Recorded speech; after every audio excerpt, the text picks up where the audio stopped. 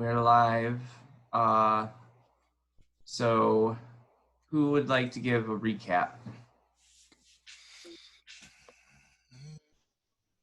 Well, we went to the Goblin's museum mansion place to deal with the zombie beholder, and after a disgusting battle, we narrowly made it out with our lives. The Goblin wasn't very happy. We made a little bit of a mess of it. I don't know how he expected us not to, and kind of run us out. Dag came away very ill. He became a vomit cannon and got us in a little trouble on our way out. But ultimately, we made it out, right? And then we got back to the office, and we contacted, was it Talisa? KLS. Kalis, yes, Kalis, and let her know that the statue was complete, and we collected our reward. We had some downtime, I believe, and I think that's pretty. We got a realtor, right? They put us in contact with someone to help us find a new place. Right. So, did I miss anything? Anything important? Nothing I can remember. Anybody Oh, else? and then we have leveled. any? Then we Yes. So everyone should be level 5 now. So yeah. Once. So you guys had a few days of downtime.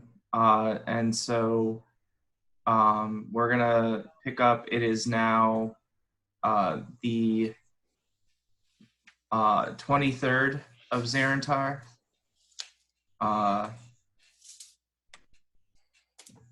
And so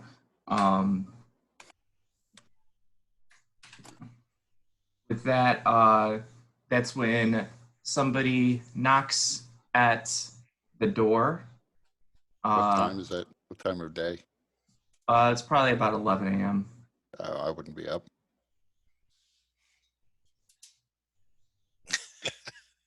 So there's more knocking. But the rest of us are up. Yeah, I'm sure Joe and I are there, and I don't know who bothers coming to the office at these ungodly hours. half the day's gone.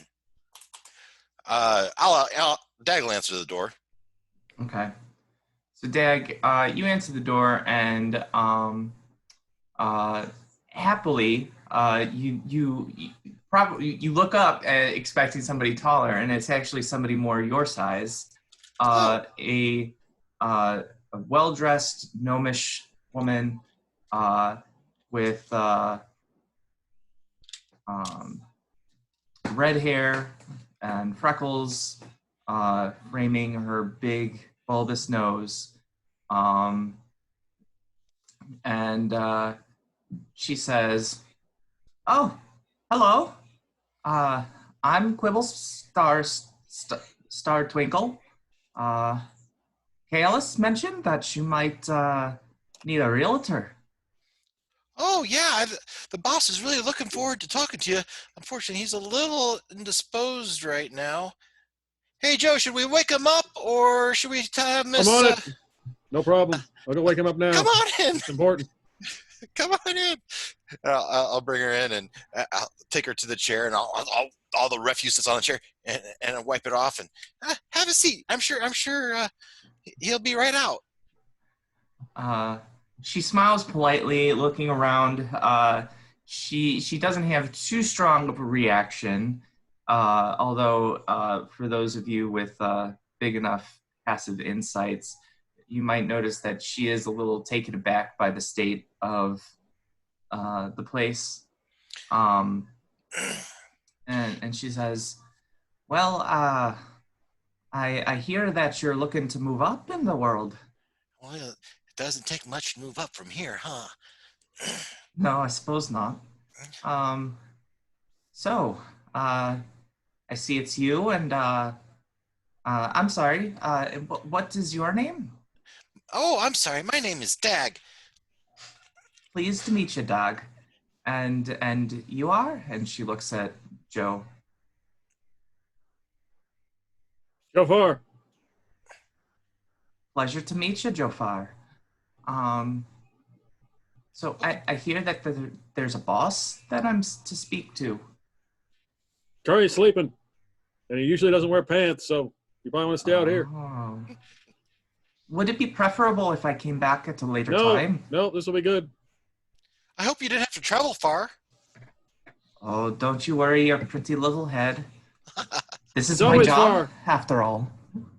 It's always far when you got short legs. You'd be surprised. Takes a long time. Ah, that's a good one. I haven't heard that one before.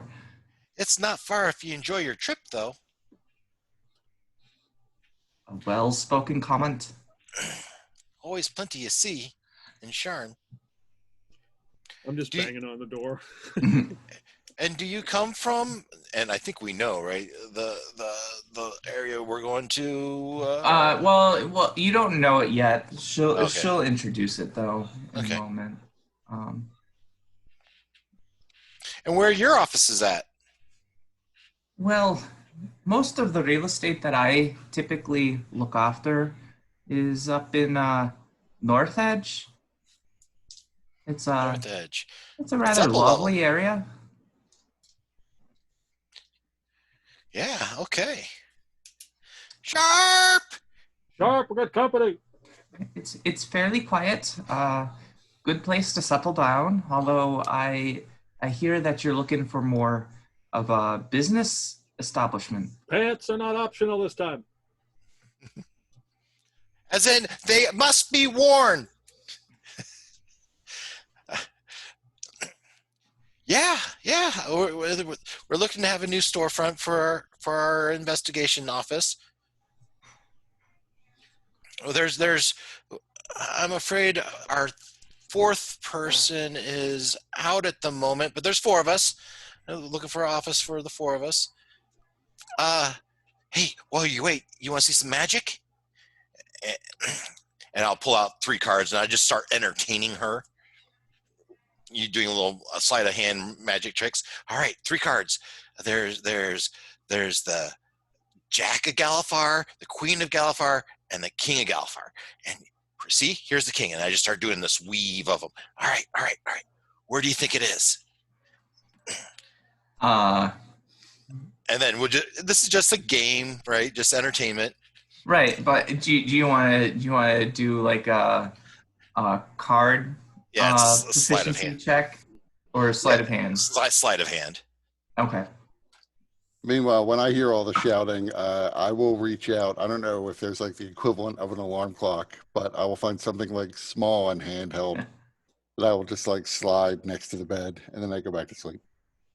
Oh, actually, also, Kurt, I have something to share with you.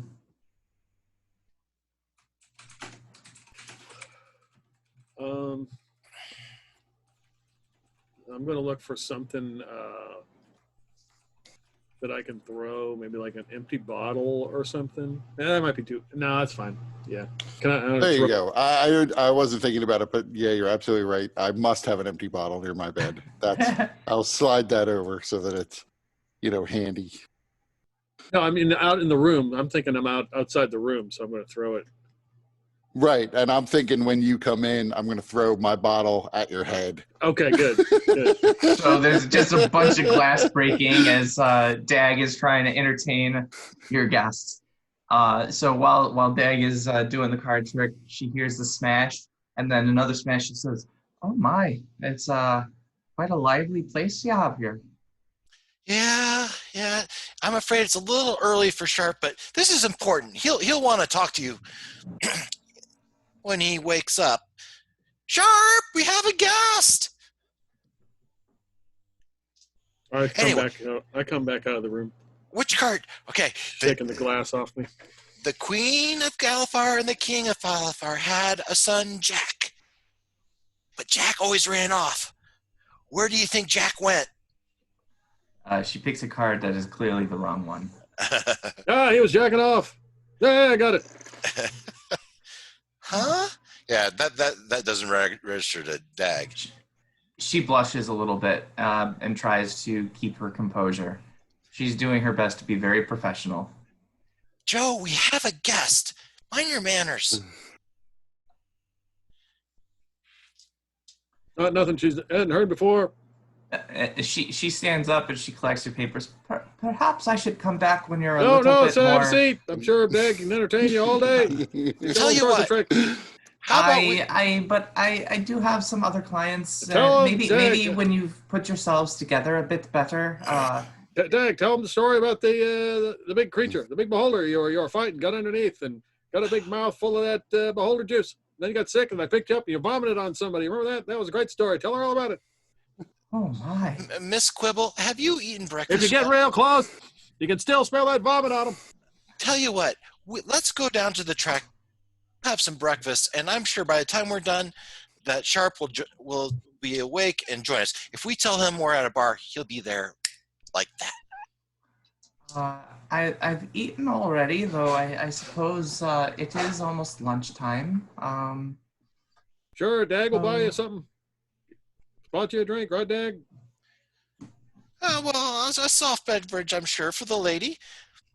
Have you had their chowder? It's a fantastic chowder. It's just around the block. Okay. Sure. I'll accompany you to Are you this single? Place. Oh, what Joe. kind of question is that? Joe. This You is just work strictly on Sharp. business. It's just business. Never mind him. Dag's an upstanding young man, moving up in the world. Look at him. He just shakes his head. No, I'm most likely, obviously, well younger than this lady. I don't know. You can tell me, but Well, gnomes live hundreds of years, That's so right. young is a relative term. And experienced. come, Miss Quiggle. I'm last name was Startwinkle. Startwinkle. Startwinkle. Come on, let's get out of here, and they'll join us shortly, I'm sure. We'll give you plenty of time to be alone. Don't worry. We'll be down there. Perhaps I should find another realtor. Oh, you're fine. I don't know You're if good. you'll quite fit in up in North Edge. Oh, sure we will. And at that point, I will stumble out the back and say, I am going to fire these two anyway, so we'll fit in just. And you are? I'm Declan Sharp. I'm the proprietor of this business. As you can see, this place, however, is not suitable to run a business out of, so we are looking to move. So, Miss Tellus told me of some of the situation, though she left out a bit of rough edges, maybe. All right, you'll have We'll to go with forgive me. that. I'm under the weather and not feeling at all well today.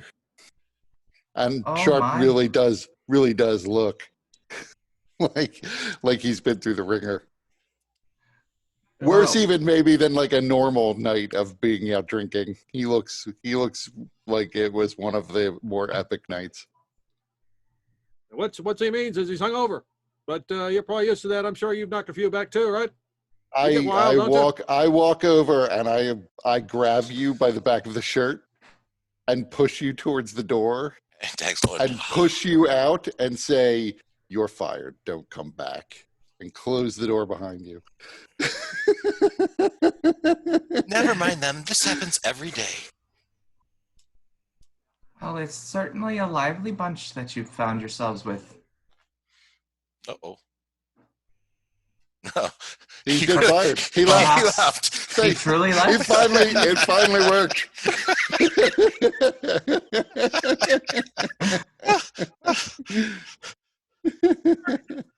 Joe, they didn't mean it. You know he didn't mean it. Oh, he'll be back. I'm sure he'll be back. Pretty sure Sharp meant it.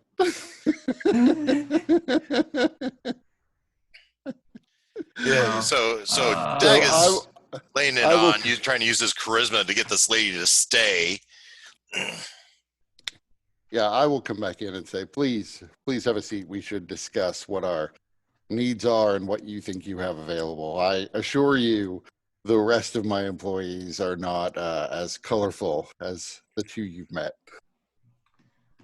As I was telling Dagger, most of my portfolio lies up in North Edge. um, particularly in the middle north edge. Um, it's a nice little place, very calm, mostly made up of artisans and uh, business types such as yourself. Um, I'm curious. What is the And she looks around at this place and clearly is trying to assess you guys as clients. What is the price range that you're looking? Uh, Actually, what were we paying for this place before the rent hike? Uh, it was, I want to say it was like 100 gold pieces a month. And then it was raised up to 150 and you had like 4 months back pay. Um, so So we are a bit of an up and coming business. Most of our clientele is local to this area, people who are desperately in need of help and can't really find it elsewhere. But we do have some more high end clients like KL Stella who put us in touch with you. Um, Ideally, we'd be looking to pay about 100 to 200 gold pieces a month. oh, Galifar a month. is this a situation where you're looking to rent? Kalis thought that you might be looking to purchase. I had assumed we'd be renting as we were renting this place. I suppose if the place looked like a good enough investment, we might consider buying. Sure, But sure. our first impulse was to rent. Okay. Well, certainly there are some things that perhaps I can show you. Um, and North Edge does, especially Middle North Edge, it provides some benefits to being able to travel around Sharn. Pretty easy access ways, both up and down. Um, and so if you are looking to continue to entertain clients here in Lower Dura, there are certainly ways to be able to come back and forth. So, what kind of business is it that you're running? We run a private investigation service. Like I said, we take jobs where people need help with something, either finding people, private security, things like that. Interesting. Well, you may have some bit of luck putting together some clients in North Edge. As I said, the crime rate is quite low, although there are always spouses who perhaps are biting off a bit more than they can chew, as well as access to some of the more upscale clientele that may need some assistance with security work. How's the graffiti? Uh, the graffiti is low. Very few ruffians about in those areas. It's quite safe. Good place for settling down. Well, any places you care to show us, I'm sure we'd be happy to go take a look at them and see if they meet our needs. I mean, I Sure, have to sure. say, virtually any place is going to be a step up from this. And I will look around. Yes. Um, so uh, certainly, let's go do a tour. Field trip. Do I get to go, Sharp? Can I go? Sure, you can come along. So she it walks to the door and kind of waits for the rest of you to exit because she doesn't want to presume to just let herself out. Um, And then Yeah, I will tell her to just, give me a minute and go and collect my things. sure. I'll be outside. I'll stand outside with her. Okay. And then Jofar, are you standing outside the door still? Yeah. Do you want me to make a stealth check or something? Because I'm trying to hide. Do you want to be Yes, stealthed? Of course I do. Okay. He's kind of standing around the corner of the building and peeking. I love your background. The rats. Yeah, it's great. You draw that yourself? No, I didn't. I stole it online. So whoever did it, thank you. Don't sue us for copyright. I, however, did draw my background by hand. Did you? So I rolled a 5. Okay. So I think I'm stealthy, but you notice that Jofar has this cloak on he is wearing and like trying to like huddle down And behind something. red eyes glowing from his helmet. Glowing eyes, yes. And as you look, the cloak looks like it's made out of little rat pelts that are all sewn together. So Quibble looks at Dag and says, "Is your friend all there in the head?" No, he is clearly not. That's why I fired him. He was always on his last legs, and frankly, how he the end. But he's effective nonetheless. No, not really. I guess he is stuck in the handle of that big axe of his.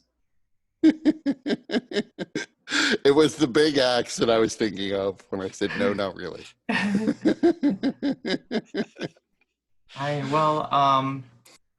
Then she motions to her vehicle, which looks to be a cart. That is kind of it's a very small pedal cart. So she's actually going to be doing the pedaling, which is strange considering her small stature, but it seems to also, for those of you who are magically gifted, it does have some glyphs upon it that seem to make it a much easier job for her to pull people along. Like a push mower, like a self-propelled push mower. Yeah. And then so she motions welcoming you to get into her vehicle, and then who gets in the vehicle? Yeah, so that's what I'm wondering. Dag and Sharp certainly do. Right. And if it even looks like Jofar is making his way towards the vehicle, I'd be like, move. Quiggle, go. Start. Oh my. She kind of freezes, not knowing how to respond to that. She's very surprised. She's clearly not used to being in the lower parts of Sharn. Oh, come on, Sharp. Joe, you gotta have Joe with us. Also, I will note as well, Silhana also was out the last few days and has not yet returned, which is why she's not here. So I understand, Silhana, but you gotta bring Joe. Come on, Sharp. You know you're just gonna hire, or he's just gonna show up there anyway. I'm reaching down to work the pedals by hand at this point. I walk over to this vehicle. Can I get a lift?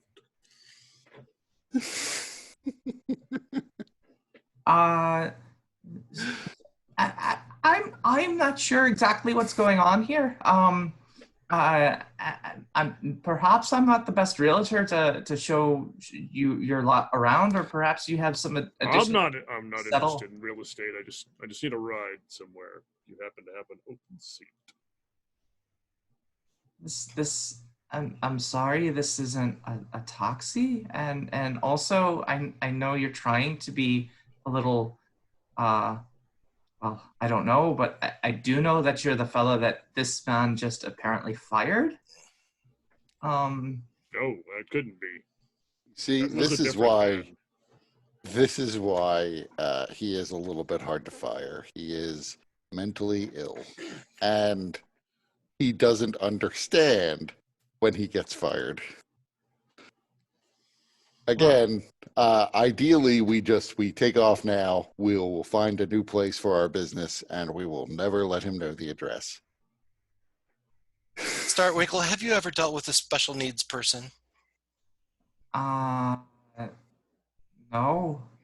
Yeah. They I take take out like a handful of like ball bearings because I do have ball bearings, and I throw them on the ground in front of him. Okay. Sharp. So go ahead and give me a dexterity check or acrobatics check. Oh. I figured it would be like a wisdom save or something to keep myself from picking them up. well, okay, good point.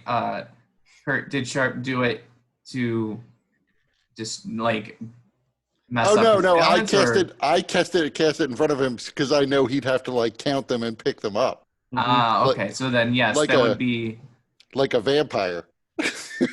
yeah. Okay, so in that case, Jofar, yeah, give me a wisdom check because I don't know what skill that would be. Check or save?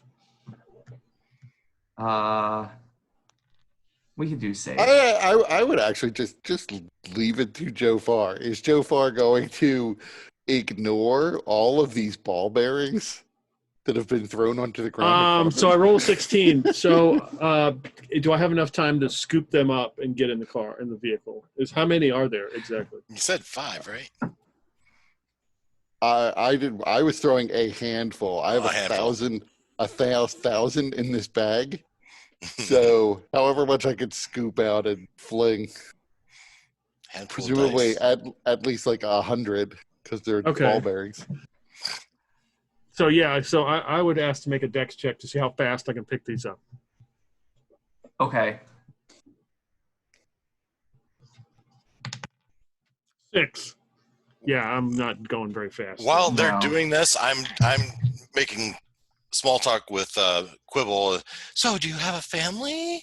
Do you live there yourself? Trying to distract her from what's going on. Forgive me, but I'm not sure I'd like to share any personal information with you.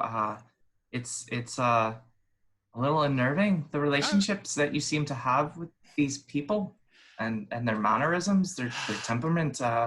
So I'd like to make sure that this stays strictly professional. If I agree to take you on as clients, I'm not sure now that I'm the right fit for your group. I can certainly understand why. Sharp. I've done nothing unusual or wrong. He is the problem. He has been fired. I completely understand why you might be a little taken aback by the charity we've shown this moron. But if you could just take us to the place now while he's counting these ball bearings, I'm sure we'll be able to get away from him. Joe, Sharp is saying these things where you can clearly hear them. Of course. How does Joe respond to all of this? I mean, it's nothing new. I've heard this my whole employment. So I mean, this is not out of character. Well, the real thing is how many ball bearings are there? Give me an insight check. 100? Okay, good. Because I need to add that to my inventory. Because I'm going to pick them all up. What? Give me an insight check. Insight? How insightful am I? 17.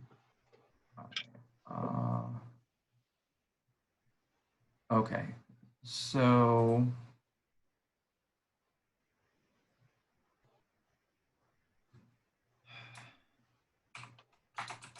Meanwhile, Dag's just using all his charisma, persuasion, possibly do just keep this woman from kicking us out of the car. Well, continue to. I was also trying to use persuasion to get her to just leave Joe far behind and take us away.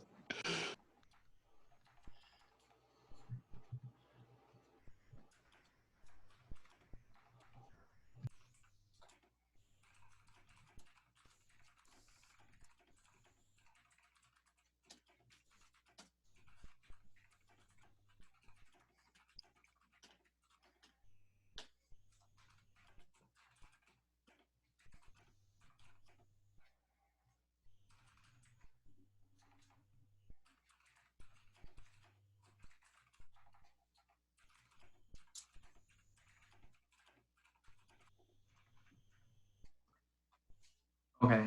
And so Kurt, Sharp was trying to use persuasion to get her to go. Yes. Okay, go ahead and give me a persuasion check. Was I helping? Yeah, Dag was doing pretty well, so you could even do it at advantage. I always have advantage. Oh, Oh, 25. boy. okay. So yeah, she would then be quite persuaded to leave Joe far behind. I don't know how to handle that as a DM. What did you do? So she starts I mean, pedaling. how fast is the pedal cart? Uh, Can Joe Far not keep up? If Joe Far was running, he could. She's not pedaling all that fast, and there is a good amount of foot traffic on the road. So she. I have a bag of ball bearings also. So we move about 100 feet, and I look back at them, and I drop a handful of ball bearings. and every once in a while, I'll do that to give him a path that he can follow. Shiba, so as you drop the ball bearings, Sharp would look back and nod and like put a hand on your shoulder and say, "Good on you, lad." Because I assume you're dropping them because he's going to see ball bearings and have to count them and pick them up to add them to his inventory, slowing him down. I'm gonna have to ration a little bit though, because wait a second. This is Joe Farr, the Ranger. I cast Hunter's Mark. There you go. All right. Damn it! I don't have counterspell.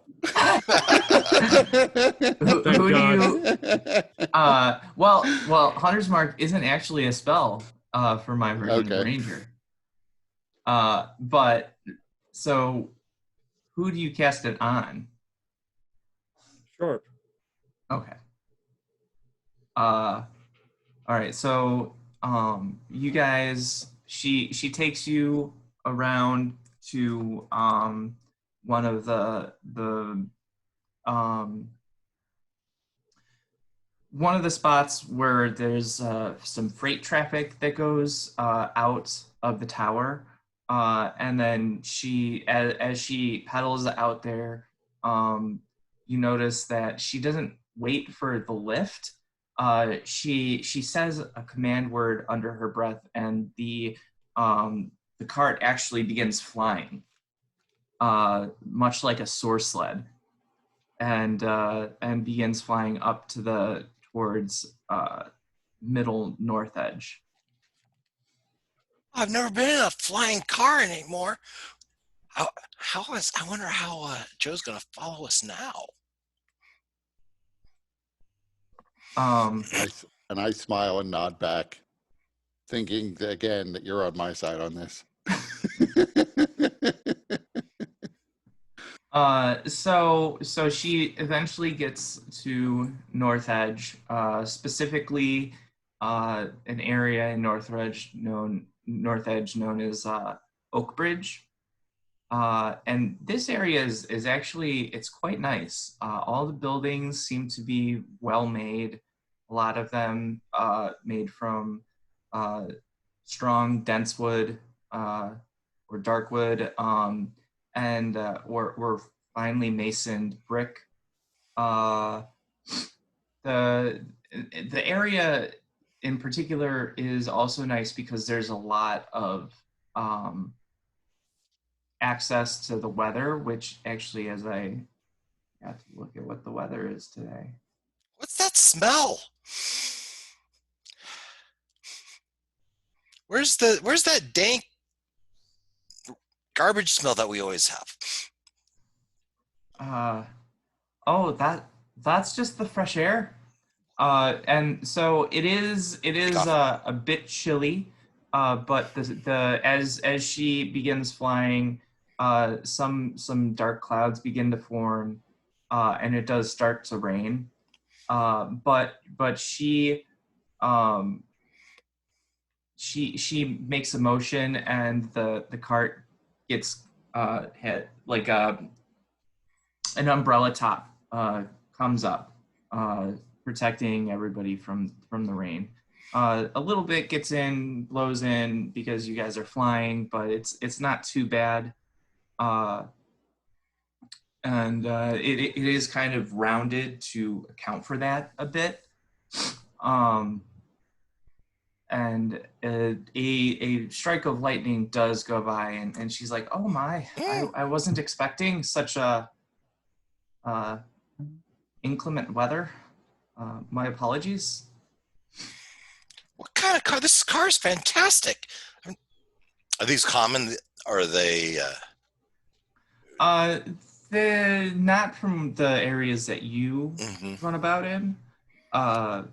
You have you know I've of door seen them. I've slides probably and seen things. them. I'm aware of them, but likely have never been in one. Right. Yeah.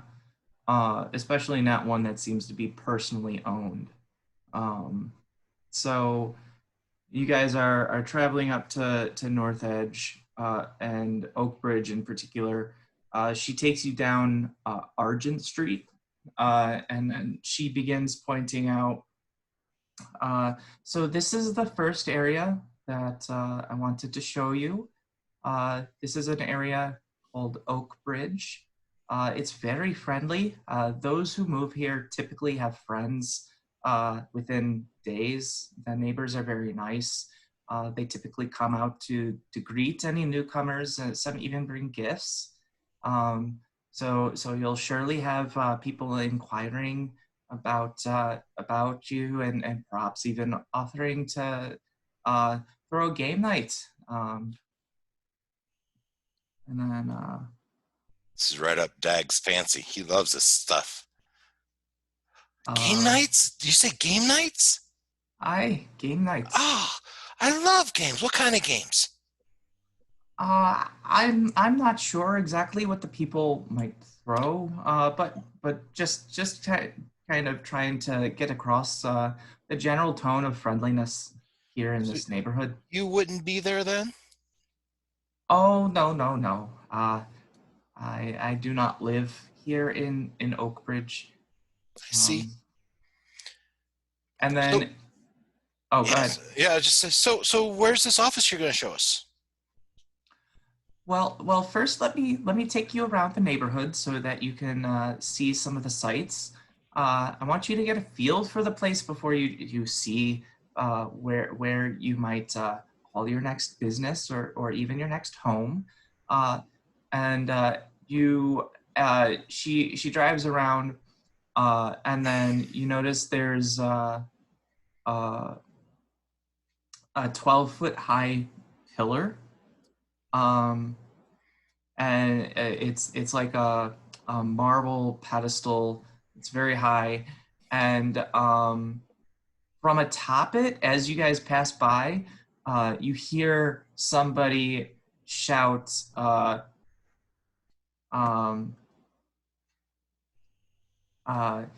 "You should be in this area. We need your help.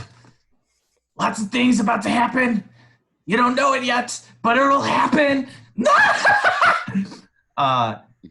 And if you look up, you notice, despite the rain, there seems to be a raggedly dressed gnome sitting atop the pillar. And she says, that's kind of a strange tourist site, if you will. That's Dhaka. Daka has been up there for years. He typically says that, like, shouts at people as they pass by. And you know, people claim that he's a priest, he's blessed, that Boldrai himself has made him the sovereign's voice. But really, he's just an interesting person, and people tolerate him because he's mostly rather friendly. Well, it's nice to know you can tolerate people. Yeah, yes. What was he saying about things are going to be happening here? He speaks a lot of nonsense. A lot of it is supposedly prophetic, or you know, it's really just a jumbled mess usually. But he does have the people that take him a bit seriously, and they're called Daka's Watch. But really all of them are harmless, and most of the people, to be honest, that do follow him do it for the jest. They're not really serious about it. And how much time does he spend atop that pillar? Oh, he's never left. How does he survive atop a pillar? You don't throw food at him? You know, Does he just, not to be indelicate,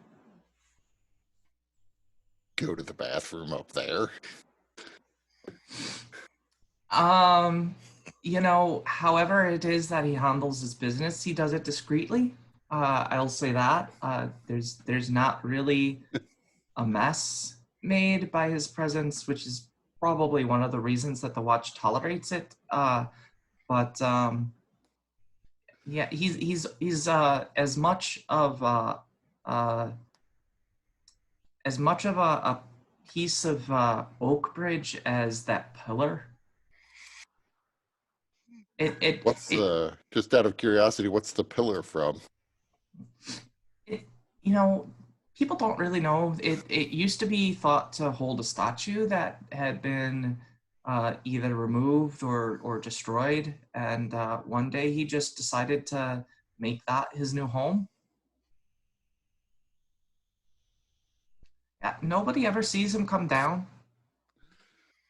This is Amazing. probably the first time that Sharp has ever had the image of like Hogwarts style, just magicking your poo away.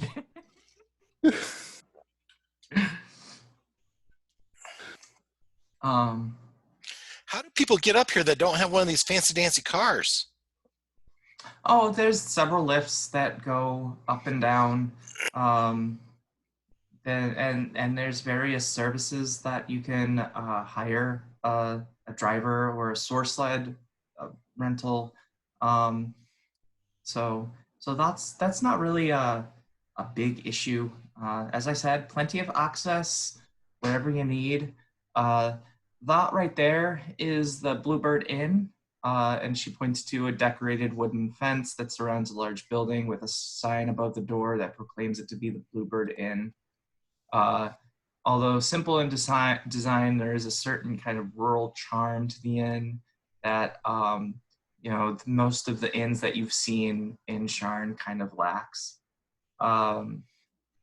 Yeah, that's run by Graf Pendrong, his wife Sarfina, and their daughter Mina minds the staff there. It's quite a pleasant little hovel, or not hovel, corner, nook, I believe is the common word for it. And their son Corkin tends to the stables there. The cook, Origo, oh, his dishes, they're quite nice for the area. And then she points to another place, and that's Sigvar's smithy.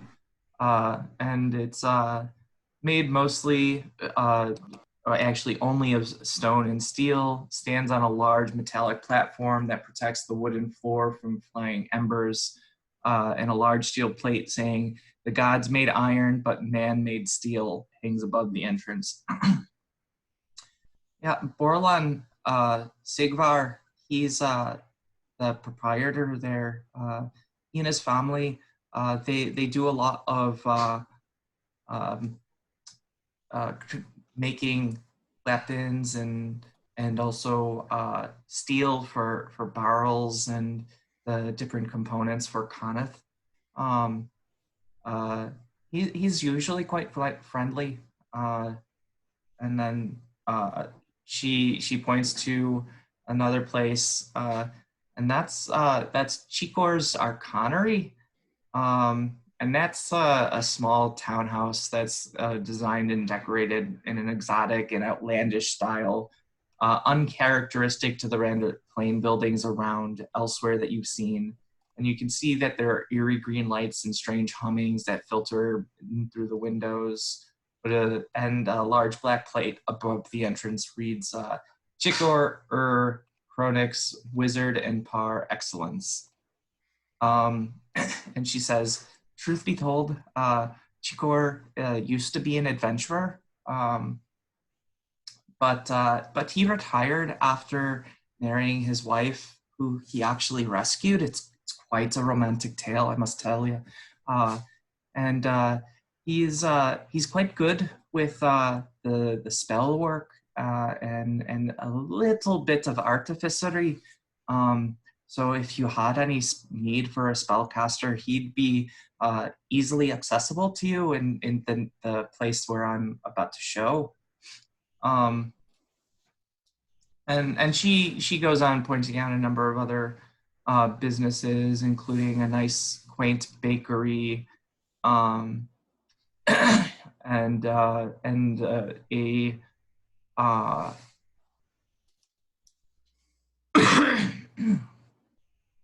and everything, and then finally she says, and here we are, and she brings you in front of a building that looks decent. It's not as good as the neighboring buildings. It looks like it's a little bit worse for wear, but it is also still leaps and bounds better constructed and in better condition than your office was down in Lower Dura. And it's quite nicely sized. And so she hops off her pedals, and she brings up an umbrella big enough to share, and then also has a spare umbrella for Sharp, and says, so this is the first place, and I think after you see it, you'll fall in love with it. Come. Do I sense that she is a commoner, or does she have some special abilities of herself? Like, is she a magic user, or some level of some class, or is she just really just a commoner salesperson? She hasn't done anything that would make you suspect that she has any spellcasting ability of herself, or any particular talents outside of being a salesperson or a business person. Mm-hmm. If you wanted, you could make an insight check, though. Okay. It's a 3 on the die. Yeah, she's hard to read for you. Yeah, right. Which she's especially a powerful for you, archmage. Well, she can make her car fly. This is. She's got a good poker face. And so you notice that whatever it is she's doing, she is a really good businesswoman, because she's really hiding anything about herself and making it all about the real estate. And Jofar, you'll probably be there a few minutes after. Actually, we're going to make a couple of checks for some challenges. So the first challenge would be getting up to the middle Middle North Edge. So would you try to spend money for a coach to fly up there, or would you try to sneak on one, or how do you imagine you would deal with getting up there? I don't know what my money status is. You should have your share of some of the money we got. Yeah, okay, I've got some money. Did we really do that? I think when we talked about that, you kept it all. Right. Of the money, the 600 we got, yes, I gave you some to give to the sisters. Yeah. And then I kept the rest because I figured we'd have to spend it putting a down payment on this place. But there was other money and things that he's picked up. Oh, okay. Yeah, since I have Hunter's Mark on, and I've been picking up these ball bearings all the way along. You know what I mean? So, but they kind of ended at some point. Well, that's too bad. Right. So that's kind of where the first challenge is, how are you going to get? Yeah, up? I would just pay somebody to get a lift. Okay. So let's see.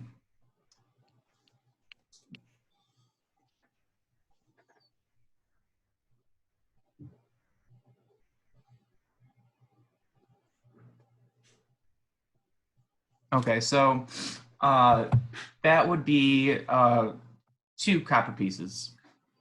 Okay, I hand them just a Galifar, just one. Oh my. I'm sorry, but I'm not into anything illegal. If you're trying to bribe my silence, or if you're trying to do something untoward, this is not the coach to take. I just need you to take me, and I tell him the direction to go. Take me in that direction, and stop if you see anything that looks like a ball bearing. I'm currently at an odd number, and I don't like it. I don't know of any ball bearings in the sky, but that's all right. Well, I will certainly keep an eye out for you, sir. And then, so with that, he takes the coach, and he goes in the direction that you point out. Now, Hunter's Mark. Remind me, what does that Hunter's Mark do again in terms of the tracking? It gives me advantage on. You have advantage on any wisdom or perception or survival checks. Okay. So give me a survival check. What is that? That is 21. Okay. So even though you're flying, you do remember that she mentioned that she was specialized in North Edge. So you're able to direct the driver to North Edge. And then once you get dropped off, then you can start wandering around and inquiring to people that you see by about, because you also remember her name. Her name is Quibble Star Twinkle. Short legs. Yes. You also, just to keep you away, you notice there's this gnome loitering on top of a pillar.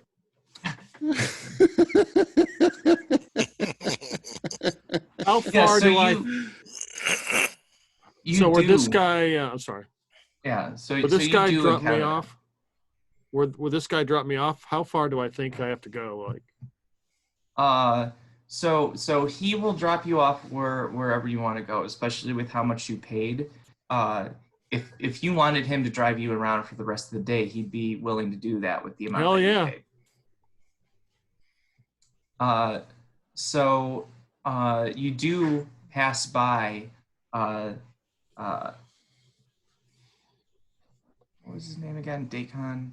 Daka. Daka or Baco? Daka.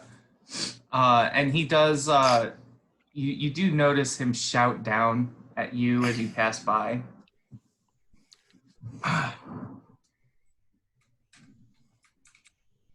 So what's his deal?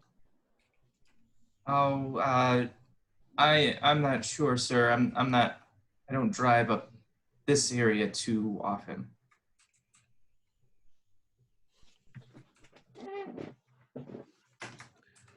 So he's sitting on top of a tower? A pillar. A pillar of a marble pillar Okay, is there any that used graffiti on to this used to pillar? hold a statue. What's that? Is there any graffiti on this pillar? No, it's very pristine. Okay, good. All right, well. Because I feel like the city watch is letting him loiter up there because he's like a fixture. But I feel like if you were in charge of the city watch, you would not.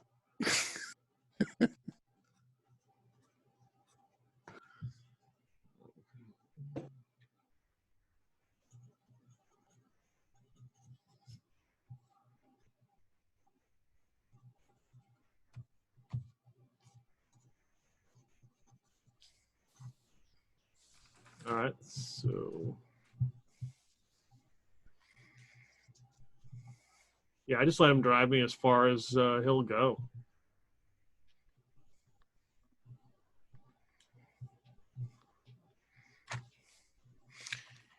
You'd recognize the car, I'm sure, if you saw it.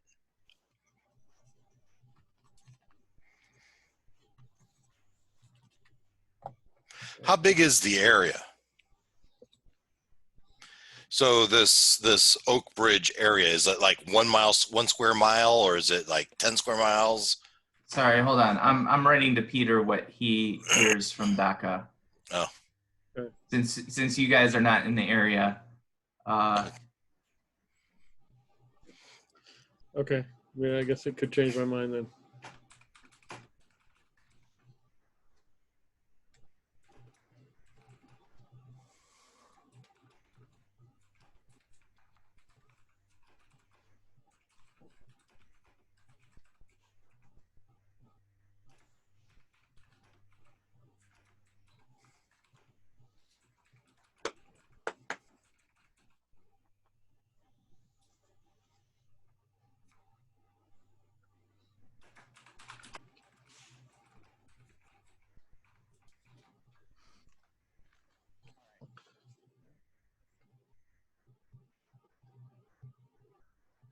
I'll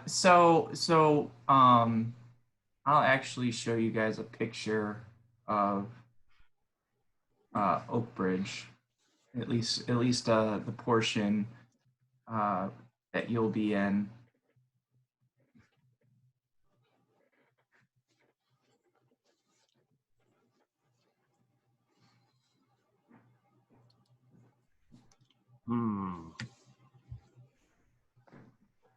Oh, and where are you going?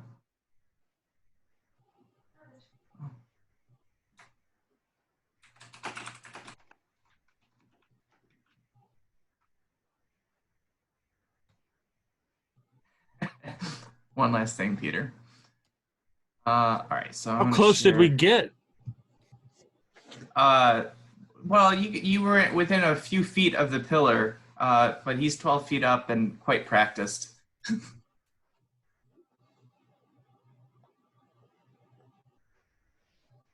Okay. All right, so this is a general kind of map of the Oak Bridge area where you guys would be. This little yellow spot right here is the place that she's showing you right now. Where is Daka?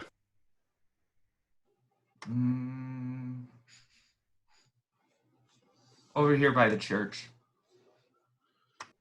Not too far from the church. Well, I'm sorry, where was she showing us? I mean, The where yellow, were they? the yellow building. Okay. And I kind of highlighted it a bit in yellow. Okay.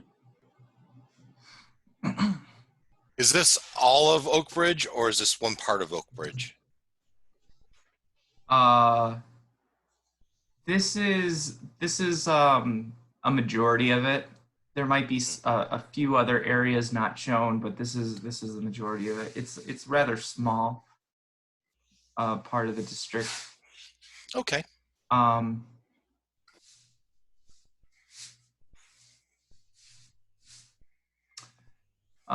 Peter, give me another survival check. We may, I may, what's our driver's name?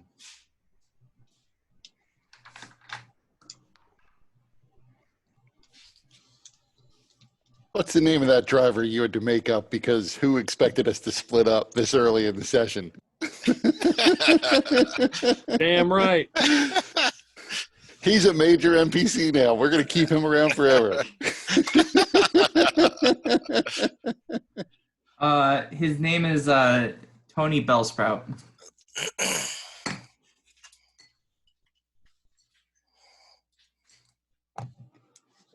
Tony, sir. Tony Bellsprout.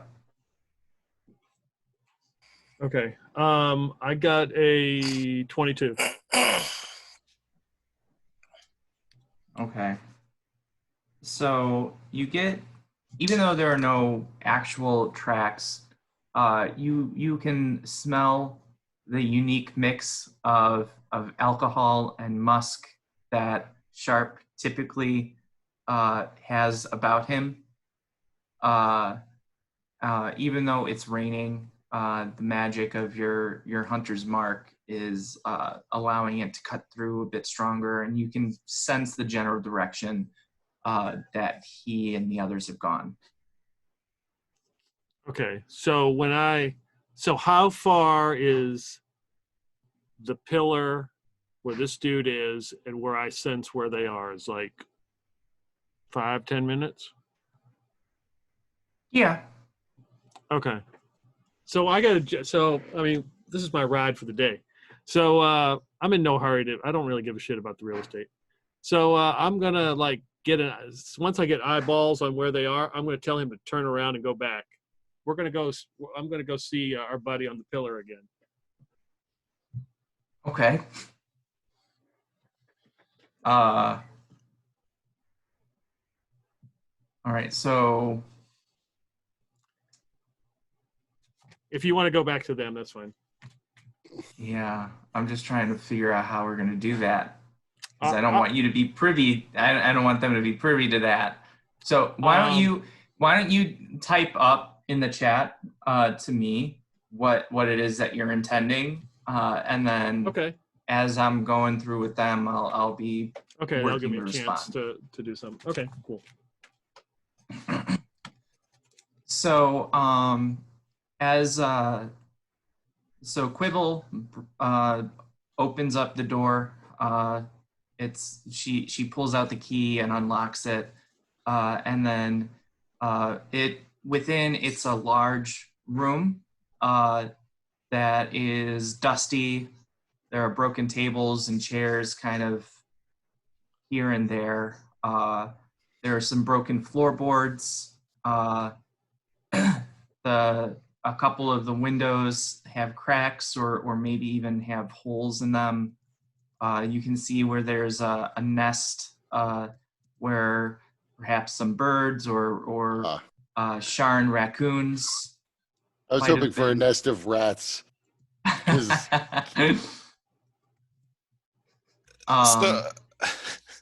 And she says, now I know it looks a little worse for wear than you expected, but this is truly a fixer-upper. The price is lower because the owners had to leave very quickly. They're looking to unload it, and also because of Kaelis and her connections, and she was apparently quite happy with whatever it is that you provided her.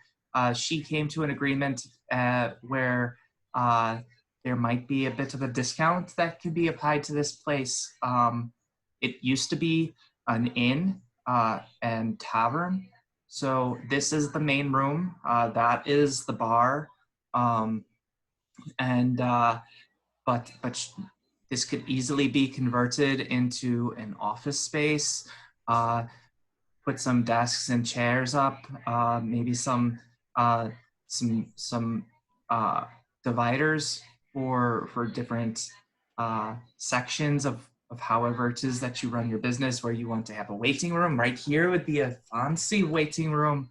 And then there's also upstairs where there's a number of rooms that was used as the inn part of this tavern. And those could be for storage, or perhaps if you needed to even stay here, it would make a quite lovely home, quaint. And so she begins showing you the upstairs, and you can see that there's some throw rugs that have been placed that are in pretty poor state of affairs. They're discolored. There's some indications of mold. It's all very barely furnished. If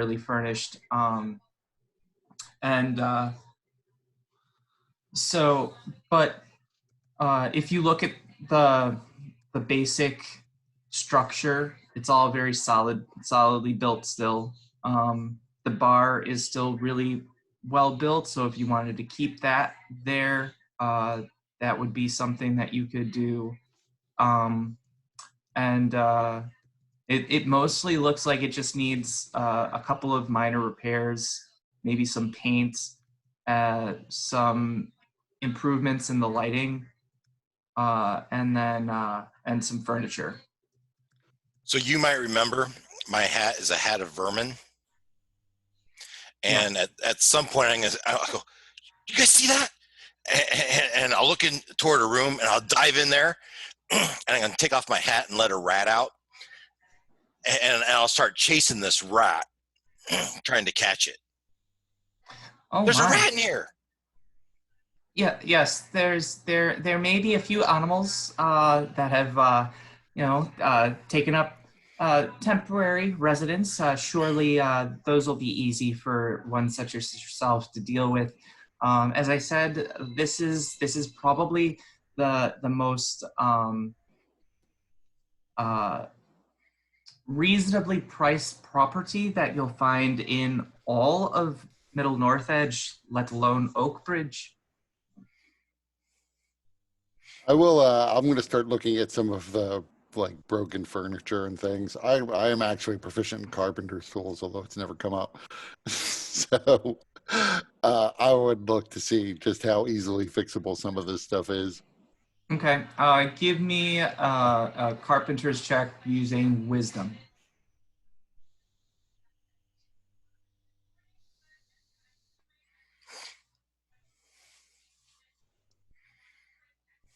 Zero.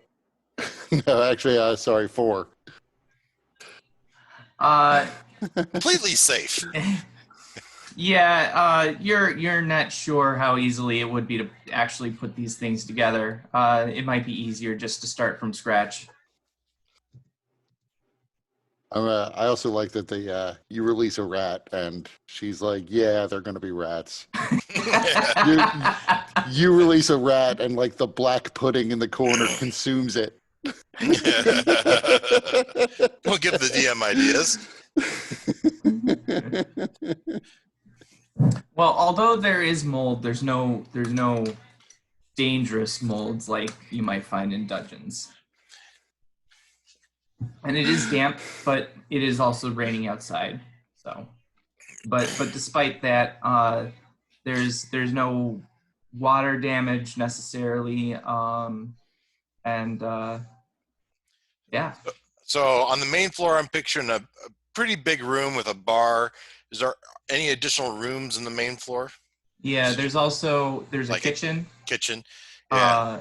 And in the kitchen, there is a stove.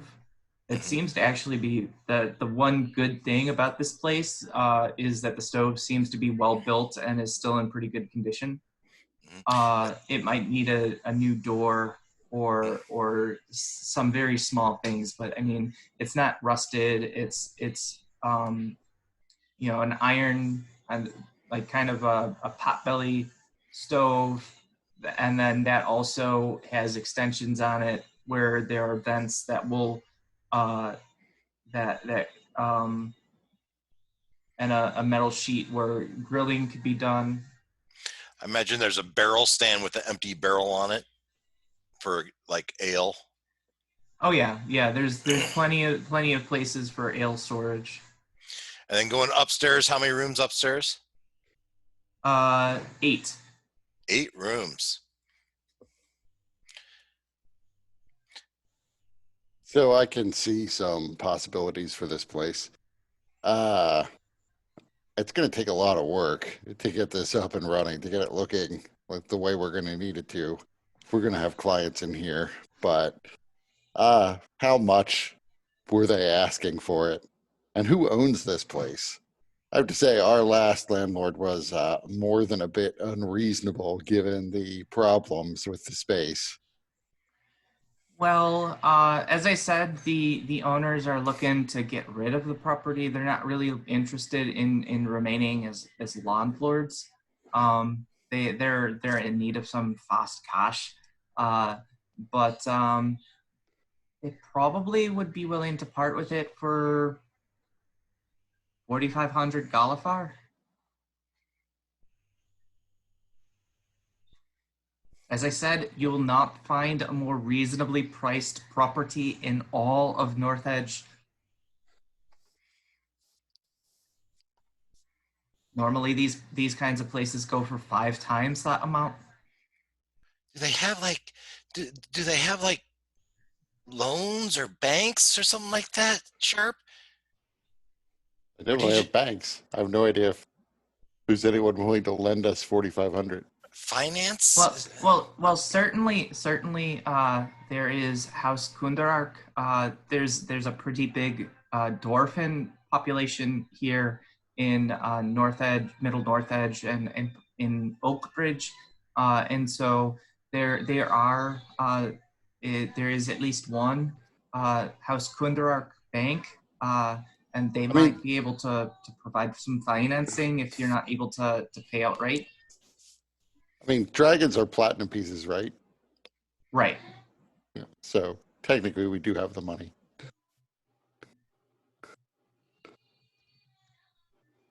Well, do you think there's any chance we could discuss this with the owner? Because I think we could scrape together some money, but I don't know if we could scrape together a whole 4,500 Galifar for this place. I can certainly see if the owner is willing to speak with you directly. It's not really common that the owners will be in direct contact with potential buyers. Tell them this: if they can come down to 4,000 Galifar, we can get them the money right away. But we're gonna have to keep some back to fix this place up.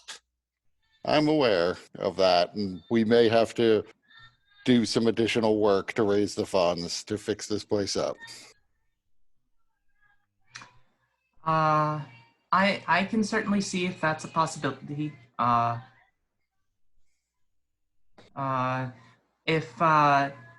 If they weren't willing to go down to 4,000, would you be willing to settle somewhere in the middle, perhaps?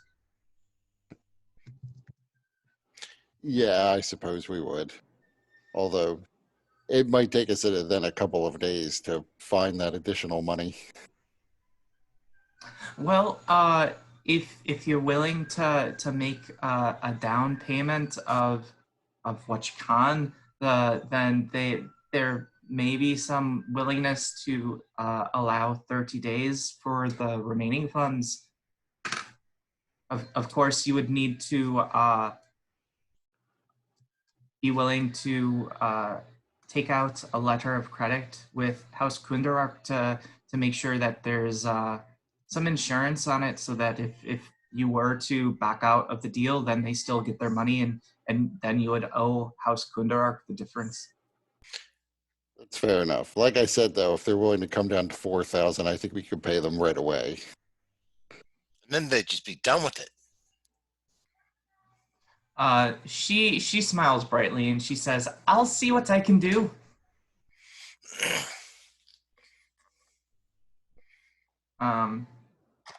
Peter, you been typing up anything that you've been wanting to do about DACA? Yeah.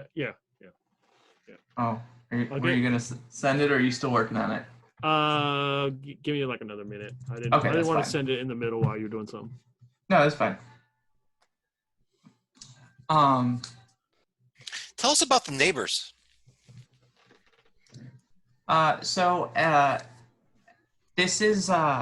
This street is Argent Street, and this is kind of the main street. So most of the neighbors that you'll share are actually businesses, but there are some residences either above or below the different establishments, as well as around the block. There's quite a few people. As I That's said, what I was wondering just from the picture. Is clearly this looks like it's atop a tower. And so I was wondering, like, who's below us? Who's that poor soul who has to live below us? Yeah. That's a great question. So the people below you are actually they're not in all that often. They use it more as a storage space of sorts. And then below them, there are several family units going lower into the tower. I mean,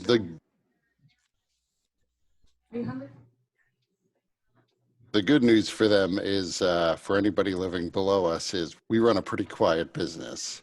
Most of what we do is off-site. Occasional conversations with clients here. And crashing wine bottles. Nice. I've seen. That will only happen if somehow we take pity on Joe Farr and bring him back in. But I don't see that as a realistic possibility.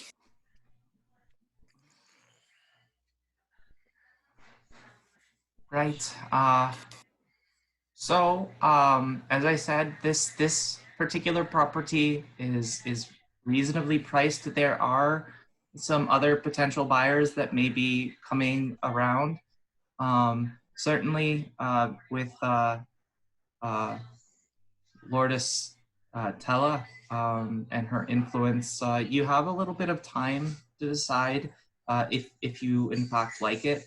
But once I get back from the owners, we would need to move rather quickly to make a decision. I think we can move quickly.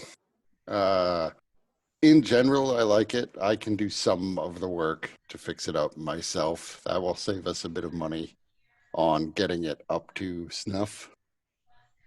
So if they're willing to come down to the 4,000, we can do it right away. Otherwise, we'll have to figure out where we're getting the additional money, get the letter of credit in place, and all the rest of it. But yeah, we're interested. Perfect. Well, I will begin drawing up the paperwork. This is a bit of an unusual prospect, and clearly from what I saw of how you keep your business amongst your peers, it's a little unconventional, but for 50 gold pieces as just kind of a security deposit, you'd be more than welcome to try it out and stay here for a bit while I go and talk to the owners. So I will reach in and I'll give her 50 gold pieces. Excellent. And then say we still have to get, all of our paperwork and files are back in the old office, so we will still have to work out of there. But I would like to have access to the site so that we can start fixing it up, killing the birds that are flapping around, things like that. And the rats. Oh, of course. Here are the keys, and make yourself at home. Perhaps it will be your new home. It's a bit early, but still, congratulations. Yeah, not to put you out, but can you take us back to the office? We do not have access to Oh, a. of course, of course, of course. I I don't. wasn't Yeah, expecting you to just I stay don't want here to now. do too much work fixing up the place before all the paperwork's signed. You understand? Oh, of course. Yes, yes. Uh, obviously. But I just wanted to, provide you with the options to see if you're amenable to them. But yes, I was fully intending to take you back. So whenever you're ready. Yeah, I mean, I would look around upstairs, and then I'd be ready to go. You said 8 rooms upstairs? Yeah. Some point, I'm sure we're going to find the bar is actually just a mimic.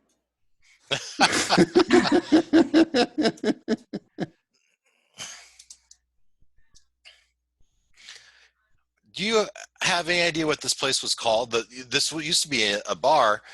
Any idea what the bar used to be called? She might not, and that's fine.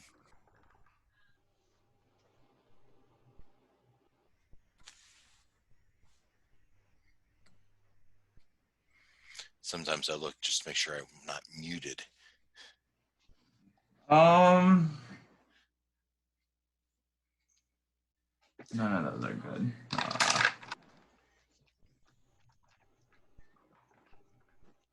Or the history of this space. You see, it was once a bar, and Uh, yes, it was the Sparkling Alchemist. Uh, they were really professionals in their particular crafting of various ales and beers and spirits. Did a lot of experimenting with different versions and varieties and things of that such. did they move somewhere else, or why'd they? This seems like this place has been empty for a while. Why'd they leave? Do you know? I'm not privy to that information. Sure, but the owners are not these same people, are they? Yes, they are. Oh, okay. Uh,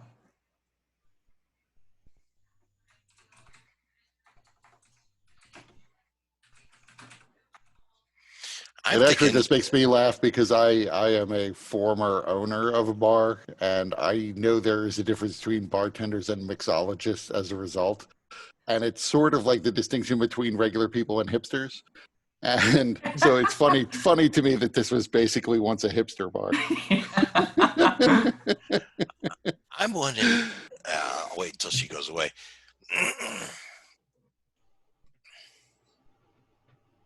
uh, so, wait, do you wanted a minute to talk to Sharp alone? Yeah, well, I don't think it needs to be now. It could be after she drops us off back at the old shop. Old.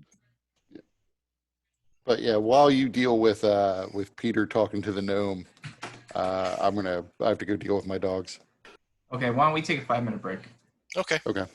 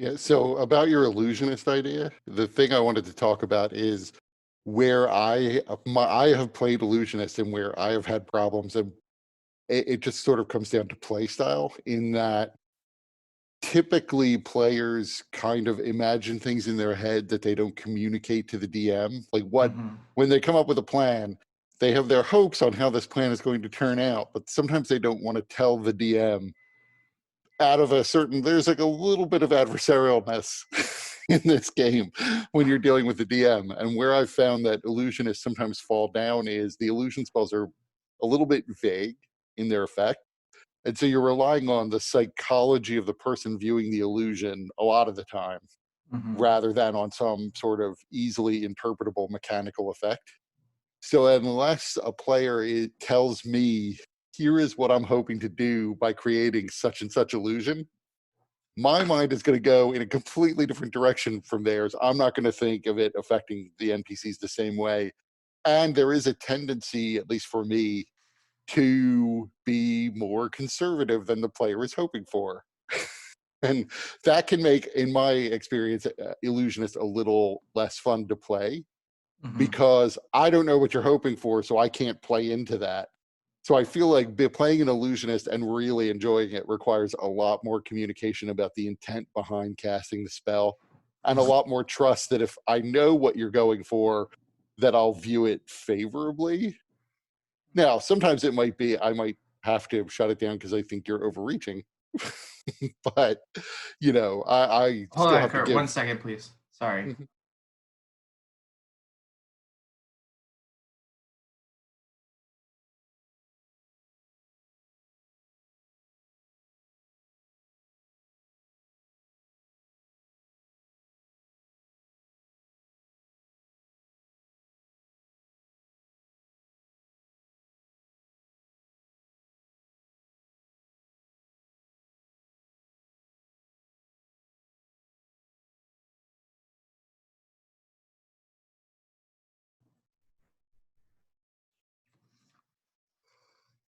Sorry about that. I had to tend something real quick.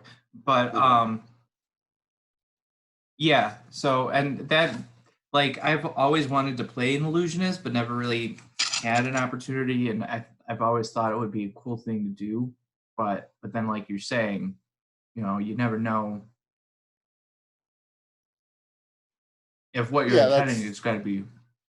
that's the hard part about running an illusionist is that the DM and the player kind of have to be on the same page about how illusions work. Mm-hmm. And I'm pretty, like I said, I have a tendency that's like it's a personal failing of somebody will tell me something and I will be fairly conservative in how it occurs to me to apply it. But if I understand what they're hoping for, I'm much more likely to try to accommodate what they're hoping for, or at least make a roll to see if it works out that way or something Right. else, as opposed to not even realize what they're going for and then I default to what I think would happen. Like sometimes it's easy enough. Like if you create a wall of fire in front of a pack of wolves, the wolves will run. Uh huh. Yeah, I think that could be an interesting challenge to work through and could be a lot of fun, I think. Um, and But I mean, yeah, like some of the illusion spells are certainly easy to apply just because the mechanics are sort of spelled out. It's really like major image, which I think of as kind of like the backbone of what illusionists really should be doing. yeah. That where you can create anything you can imagine, where sometimes you might be hoping for more than what it occurs to be would happen. Mm-hmm. So as long as I understand what you're going for, I would at least either I would tell you outright like you don't think that would work and save you the spell slot, or I would Mm-hmm. try to give it some chance of working or just let it work.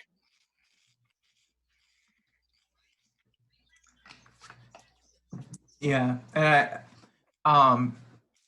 one of the problems that I've seen when other players try to do illusionists is when the DM is always like, while they use their action to disbelieve or something, like it's an automatic process.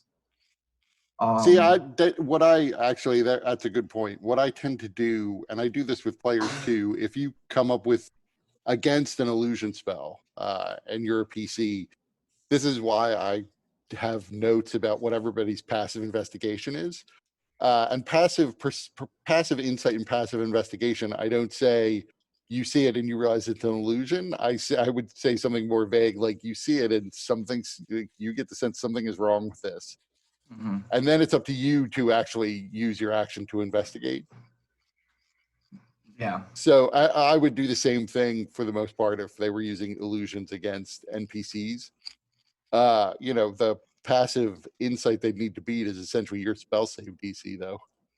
So, most enemies aren't going to realize it's an illusion. It's the, occasional exceptional NPCs that might have a good chance of it against a mid to high level PC at least. Hmm. Yeah, I think if Lucirosi were ever to kick the bucket, I think that's probably the direction I would go, because as I was thinking about it with that Warforged Druid, it'd be too much either like Lucirosi's own background or Soul Wrench. Mm. So,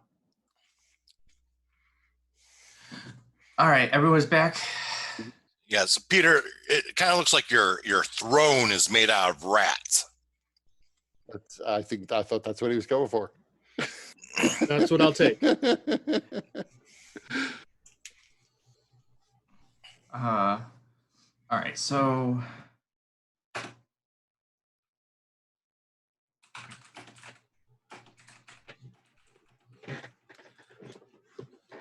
here, you got my message.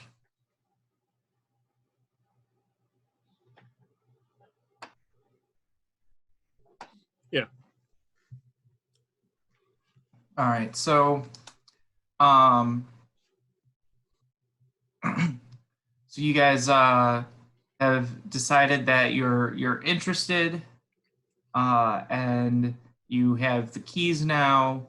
That if you wanted to, you could come back. You could start moving things in if you wanted, and Quibble lets you know that she would probably know within a day, and can get you back to you via messenger, whether or not they'd be willing to come down, or at what price they're willing to go down to.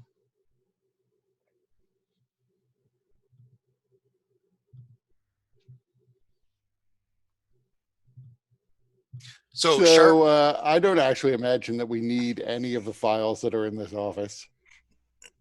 So when we get back, I would say, I hope they accept our offer. I would say this to, wait, I'm sorry, what's your character's name, Dave? Dag. Dag, couldn't remember.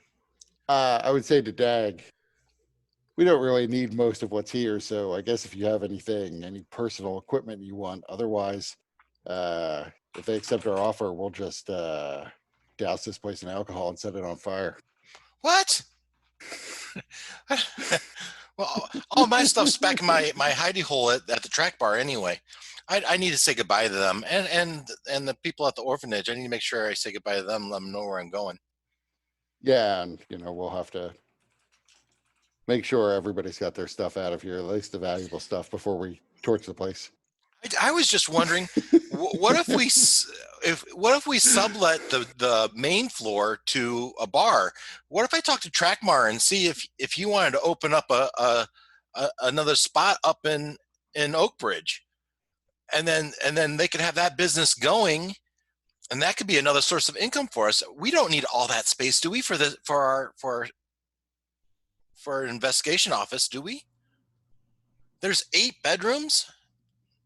I don't know what the square foot was like, but it might be enough for an office and still have enough rooms for each of us. Yeah, that is an interesting idea. I had the same idea, although I was going to offer the space to a friend of mine. Yeah, whatever. But we'll see. We have to fix that place up before we start trying to sublet it out. Did you guys already head back to the other place? Yes. Okay. Oh, I didn't know that you guys were headed back yet. Yeah, we were waiting until we got back to have our conversation.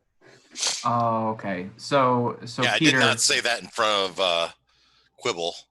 right. So Peter, where are you right now? You could go ahead and decide where you're at. Okay. First off, how does Tony, my driver, react to what I do? He's like, huh. I think that's the most he's responded to anyone. But he's got his people, and they kind of follow what he says and does, and so I guess you could call them maybe kind of like groupies. So he seems a little nonchalant about it, more surprised at how he responded or how Dagger responded. Okay. So yeah, I would have him fly around and get close by and then wait for them to come out. And then as they leave, I will follow where they go. Okay. So then you would follow them back to the main office then, down in Lower Dura. Yep. So you guys are all back in Precarious. So Sharp and Dag, you guys started this conversation regarding how you're going to treat the lower floor. And then so Jofar, what do you want to do now? I'm going to come back to the office. Okay. So shortly after you guys have that conversation, Jofar, do you just walk in, or what do you do?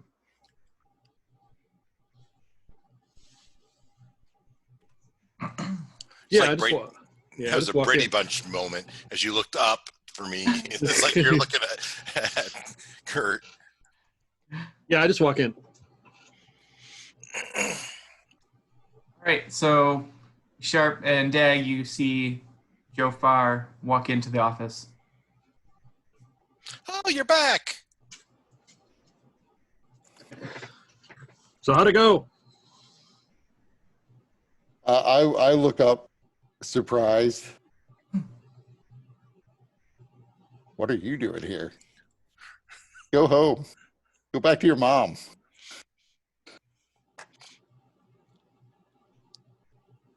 If you're a better man, I'd kill you. If you tried, I'd knock all your teeth on the ground and you'd have to count them.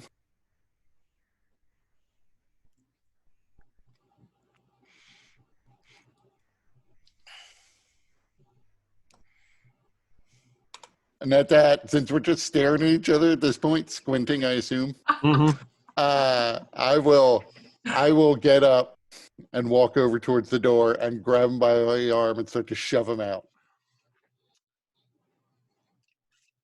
Okay. Come back here in a couple days, and you can open your own investigation agency for the rest of the month. And Okay. if you can show me that you're a worthy investigator, maybe I'll hire you back. Okay. So Joe, how do you want to deal with Sharp coming in and grabbing you and trying to force you out? That's fine. I let him close the door. I turn around as soon as I hear the door close, and I take that axe and I start busting it down. No. Just enough so I can get my head through. All right. Well, considering the And size then of the axe, as his head comes through, he just sees a fist coming right for his head as I punch him in the mouth. okay. So we're gonna pause here for a second because this is an obvious PvP moment. So now I just want to kind of go over my rules. My rules for PvP. Ideally, I would like, whoever's engaged to talk through it if people are both, if both parties are good with letting the dice decide how things go, then we can do that. That's true. I want a 2-hit roll to see if he can hit a door with that axe. And he just get some training.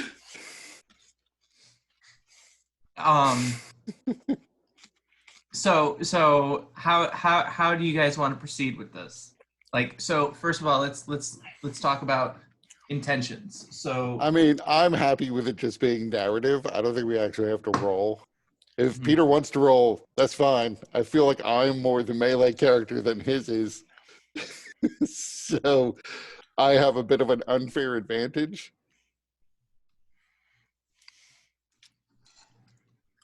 So I am happy to deal with this completely narratively. all right, Peter, how about you?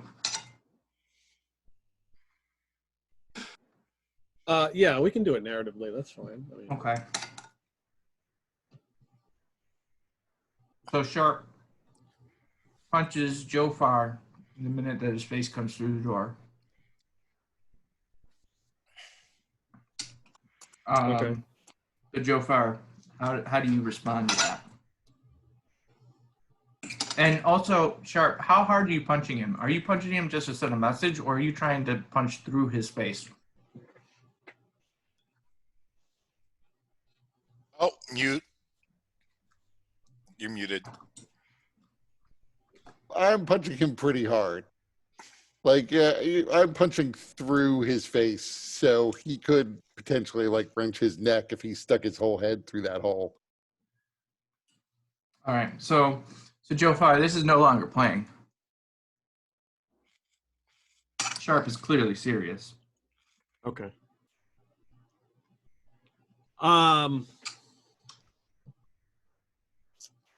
Yeah, it looks like I'll have to take the whole door down then. Is there a back way out of this office? Yes. Sharp, I'm gonna go get my stuff. I'll be back in a couple hours.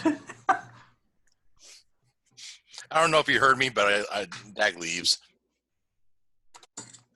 All right, so Jofar, Sharp knocked your face clean out the door, the hole that you made, and you decided to return the favor by just breaking down the entire door.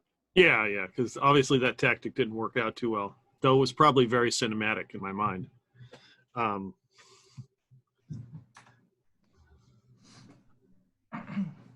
right, so As I punch you in the mouth, I probably would say, "And you think you deserve a job, you fucking psycho?"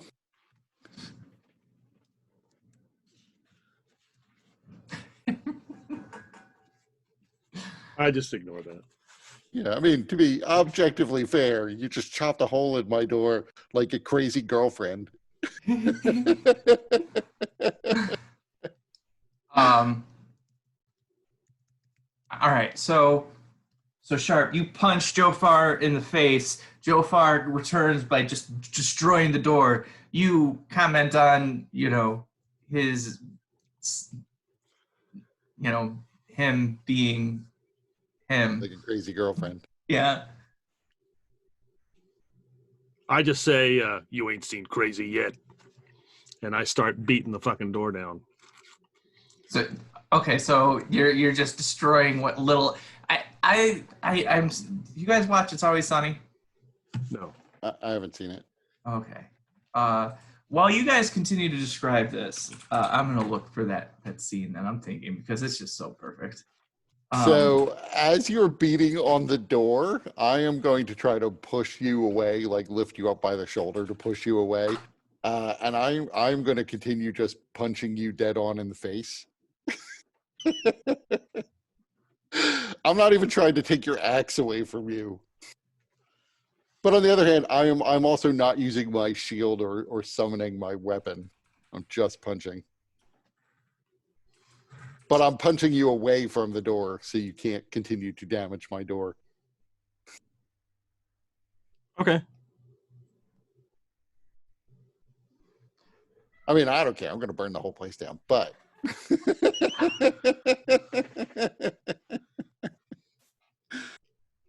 All right, That's so what I'm doing. I assume I will describe something, then you will describe something, and we'll just trade off.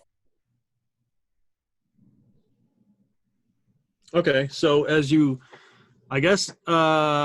just punching me repeatedly in the face, and like I've got a big bloody nose, and my face is all bloody, and you see those like nasty scars that I have. It doesn't seem to bother me as much as normally would, and I seem extremely angry. And once the door is open, I just try to sidestep you to go in. Fine. And as you sidestep to go in, I say, "You think you're crazy, motherfucker?" And then I bite you right on the face. Okay.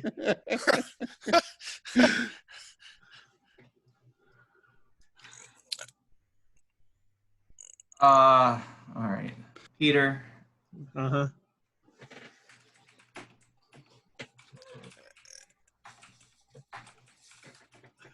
And I am latched on at this point. You're gonna have to force me off as I try to take a chunk out. Okay, hold on. So Tyson. actually, It is a very Mike Tyson moment. so Kurt, that I'm gonna need an attack roll for. You better not have like Lycan 3 or some shit. He's really the vampire. I'm gonna use my action point. Net 20. Is it really? Yep. Okay. So I don't know what a bite attack does from me. it's the same as an unarmed strike, but it deal piercing damage. So then 5 piercing damage. Okay. So I bite hard. So And a Peter Constitution saving throw against bacteria. Yes. Sepsis sets in.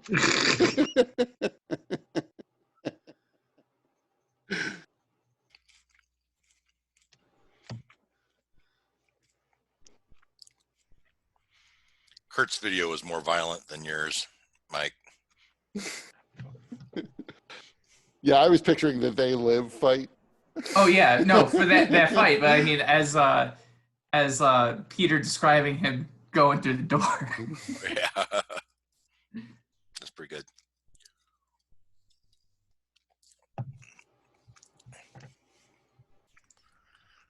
Dad comes back in 2 hours and you're still fighting each other. Right. Trading punches.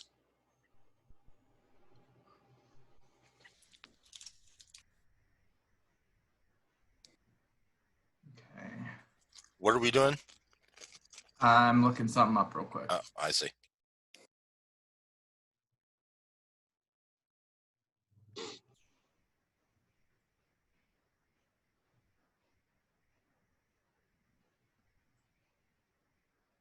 Okay.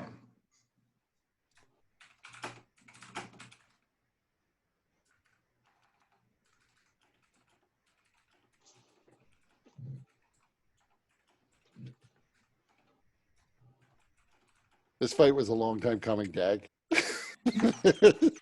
Apparently. I'm not even sure what it started with. He woke you up, and so you fired him, and all this. It Session started 1. long before 1. Dag appeared. That's all Dak knows. You woke him up. He threw a bottle at you, and all of a sudden he's fired. What? All right, so you guys are trading. He's been fired many times. He's coming back. All right, so you guys are trading blows. Joe Farr destroying the door. Then Sharp just loses it and bites Peter or Joe Farr right in the face. I didn't roll for my crit confirm. Oh, right. That's a 17 if I don't get my proficiency bonus. So 20 if I do. Okay. Go ahead and roll percentile. That's 10 points of damage. He's got a missing ear. That's 0-1. Wait, so is it a 1 or a 100? A 1. 0-0 would be 100.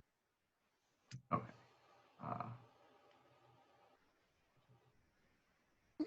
Oh, I didn't open up the critical hits. All right, let's see. You're both smiling, so you're enjoying this. So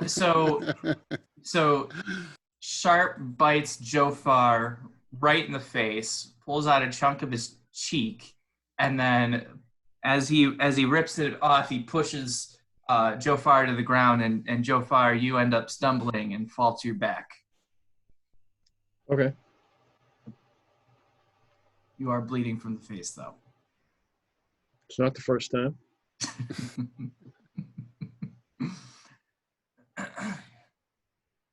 So I swing my axe at him. I'm going to hit him with the flat blade. I'll try to knock him out. Okay.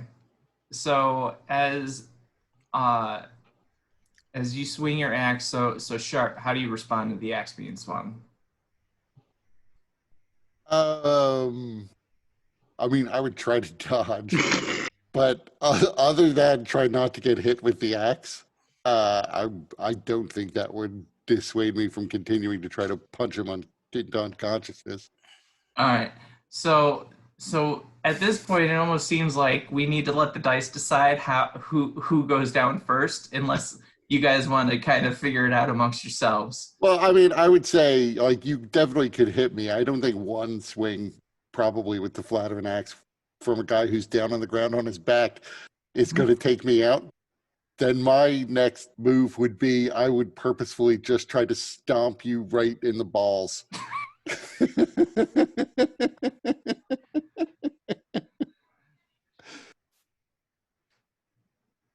Back to you. So how about we do it this way? How about we? Because I think it'll be easier if we. What do we want to do as the outcome of the fight, and then it's easier for us to figure out how we get there. Right. I am trying to get him either to. I mean, I would say Sharp is probably not thinking this through completely logically, so he's trying to stomp on his balls in an effort to get him to leave. Even though that probably would delay his departure slightly. Okay. So Sharp's goal is to just get Jofar out of here. Right. Or however or eventually beat him unconscious and just dump him in the street. And Jofar, what are you trying to accomplish?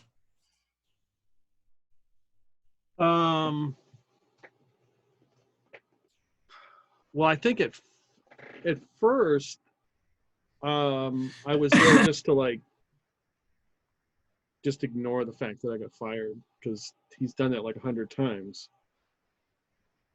But after he punched me in the face, I've kind of lost all bearing, and I'm not really sure what my objective is. Probably just to kick his ass at this point. So everything's kind of out the window. So what's your end result? I would probably at least try to knock him out. Okay, so it looks like this is going to be a they live scenario. So then, how do you guys want to decide the victor in this outcome? I like to think I come back and they're both passed out. That is one option. Hold on, I just want to send a message to Mike.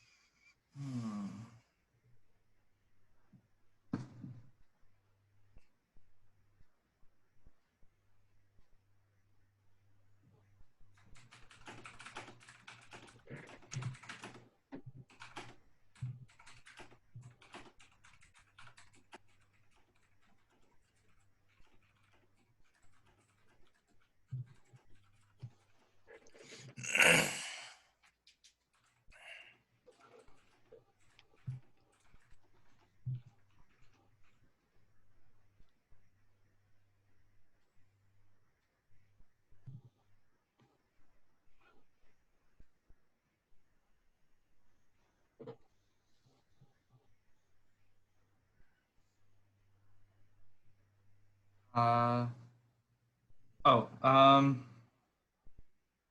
give me a history actually, check. Give me a history check. okay. Ooh, that was pretty good. That is a dirty 20. Okay.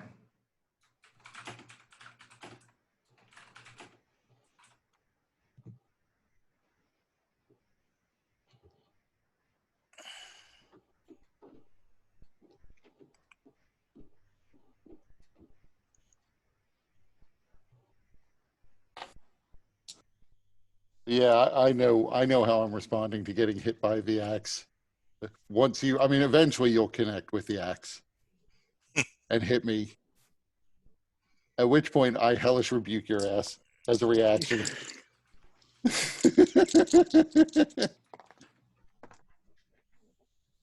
Dealing 20 points of fire damage. Sadly not lighting the entire office on fire.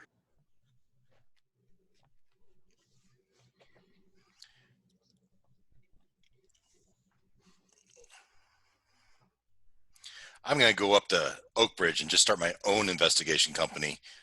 Yeah. The Dag Nabbit Investigations.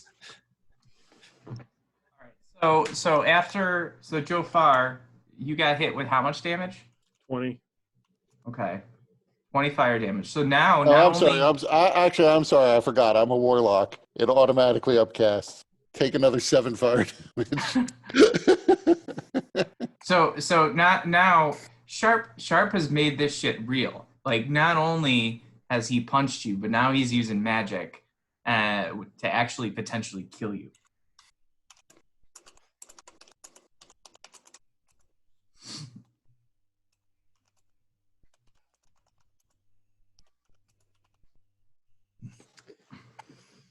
I'll still try to knock him out. Okay. So give me a couple of attack rolls.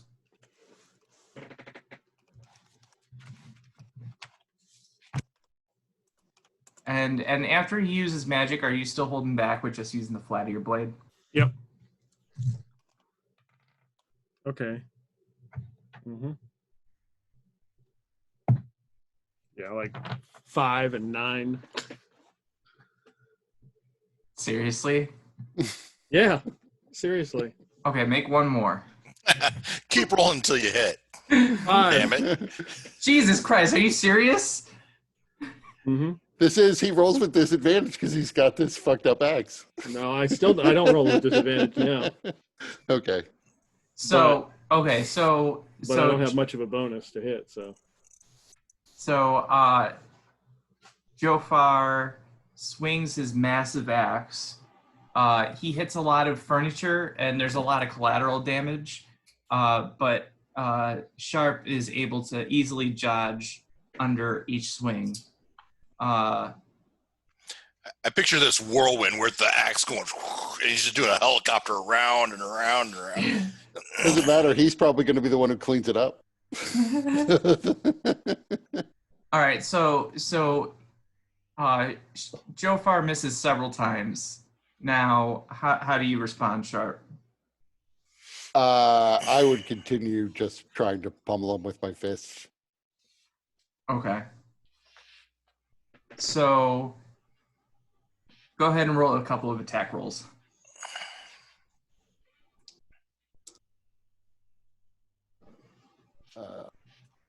That's a 16. That's a 21.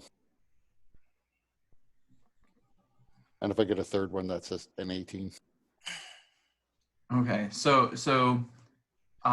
He just doesn't miss.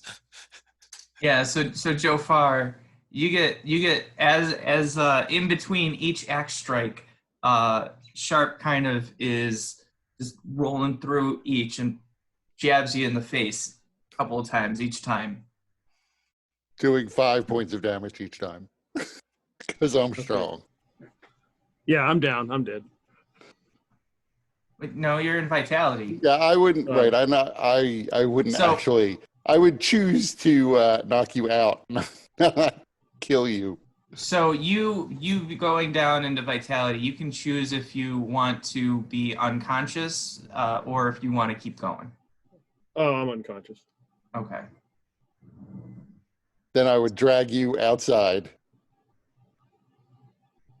I would. Are we anywhere near like an edge to the lower levels? Well, you're on the lower level, but Right, but there are like areas below us. right. There's a Royals Disket. The Not immediately close, not close enough for you to drag someone, especially. Oh not no, drag no, someone. I didn't want to drop him over the edge, but I was considering dropping his axe down into the lower levels.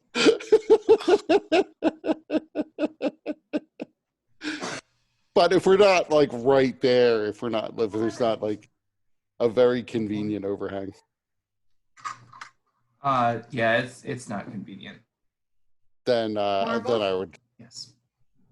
then I would just take the axe from him and drag the axe inside and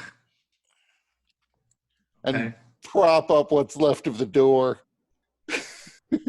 I don't have mending to fix the door. Does Joe have a desk? Yeah. Probably. Then I would tip his desk up and push that up into the doorway. All right. Jofa, roll a d4.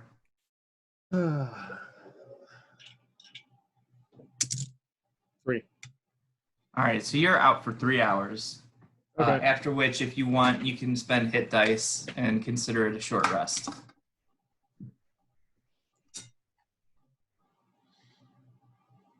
So where am I at? You're outside the office in Precarious. Yeah.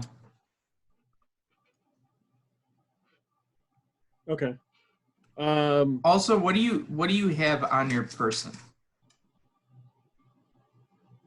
Like, what do you mean? What did you have before the buggers realized that you had money? And you were unconscious and precarious.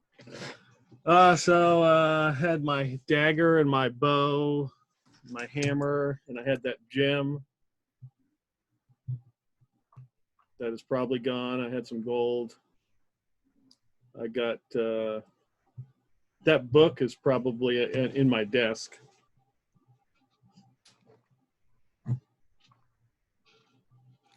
Did you have any secret hiding places where you kept your money on yourself? No. Okay. So you'd have your possessions, but you wouldn't have any of your money That's good. That's good. or the gem.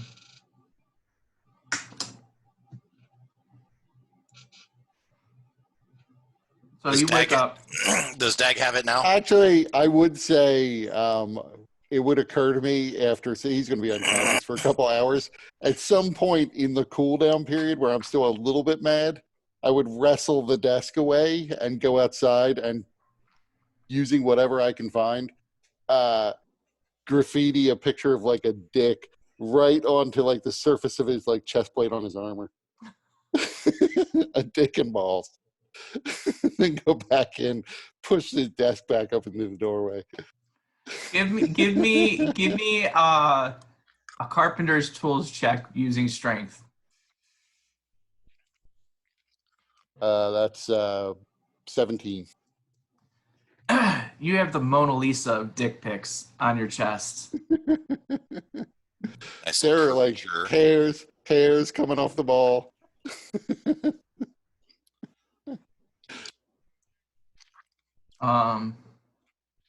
Before we go on, I just want to kind of check in with Peter, how you're feeling about what's happening right now. I feel like Ash in Evil Dead.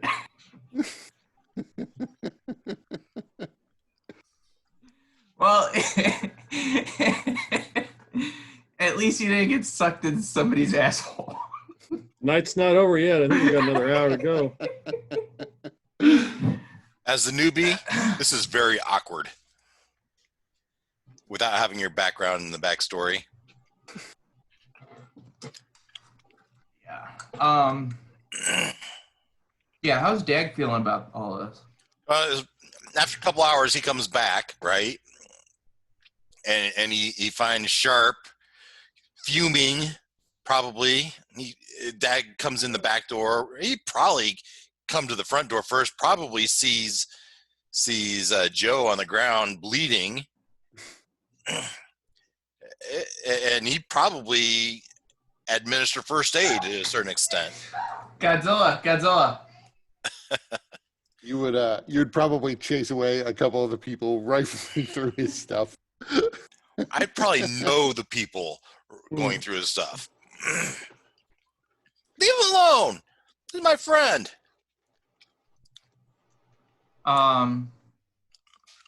So go ahead and give me a medicine check. It's a 10 on the die. Did you have a medicine kit that you wanted to use? I do have a medicine kit. Yeah, especially if he's passed out. Medicine, I got a +1 then, so it's 11. Okay. Are you proficient in medicine? No. Okay. So it was more to That's true. prevent someone from dying. Well, it would be in other games. yeah. So yeah, you also see that he's got like a bite taken out of his cheek. Okay. If you are not proficient.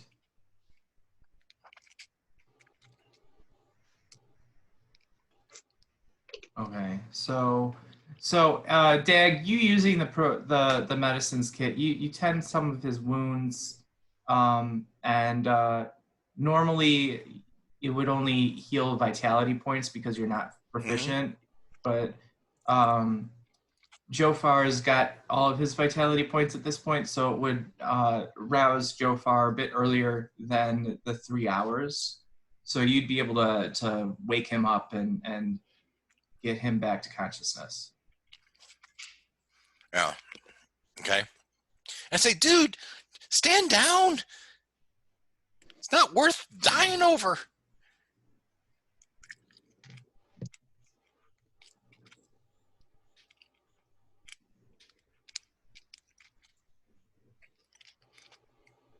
I imagine Jofar just staring blankly at Dag. Dag, you're not even sure if he's seeing you or if he's seeing past you. Doing this on his part of the screen doesn't really do anything. Sharp, you really hurt him. You should come apologize. I'm not in the front office at this point. It's been like 2 hours. I'm probably asleep in the back. Actually, that's true. After 2 hours, like what time of day is it? Mid to late afternoon. Yeah, it'd be like 7. Oh, PM. All right. Yeah, because you guys went up there to Oak Bridge, 11, 12. came back down. So yeah, so And 7 plus 2 hours. p.m. I probably like left out the back door because the front door's got a desk in it, and I'm out for the evening.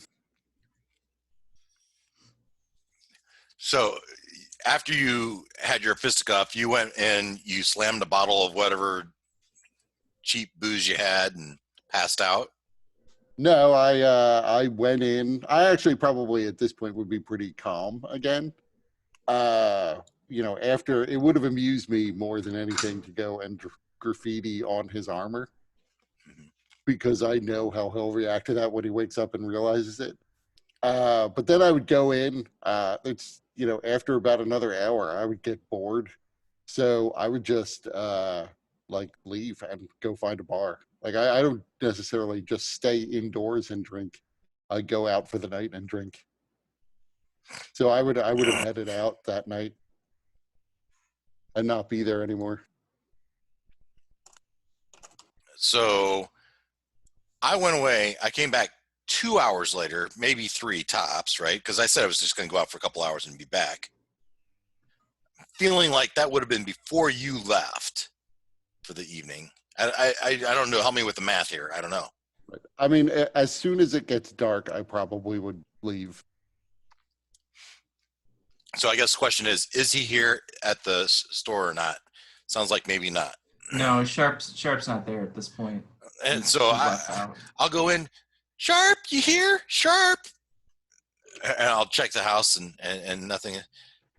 Joe, I think he's gone. Joe.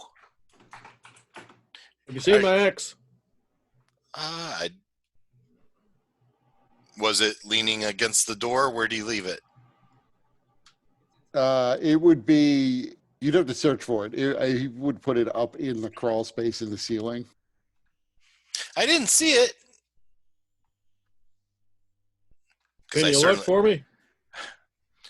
Okay, yeah. So I think it's a matter of time, not if, but it'd be time until I found it. Yeah, you'd be able to find it fairly easily. Oh, he shoved it up in the crawl space. This axe is bigger than me, probably. Yeah. So I stagger to my feet. Fucking mouth is killing me. Blood everywhere. And then at some point I realized my chain shirt's been graffitied.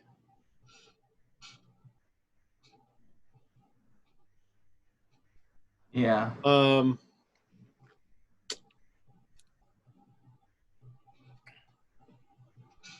So I go into the office, get my book. It's probably in the desk still, and assorted things that I would own, I'm sure. And then I ask Dag, where's that axe at? He shoved it up there. I'm afraid if I pull it down, it's going to fall on me.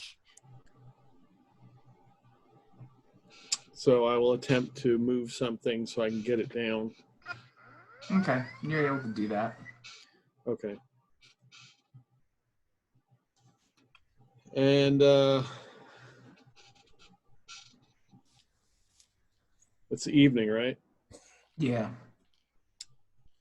I'm going to go find some place that remove this graffiti off. I don't know what money I have, but I'm going to have to do. And then I'm going to spend the evening at my mother's. And I walk out and leave. Wow, you must be really mad. You would check your pouches for your money and you would find that you didn't. Gone. And Dag would, I have a couple gold. Here's 5 gold. I'm sure you'll give it back to me. All right. So I had 12. Okay. All right. So,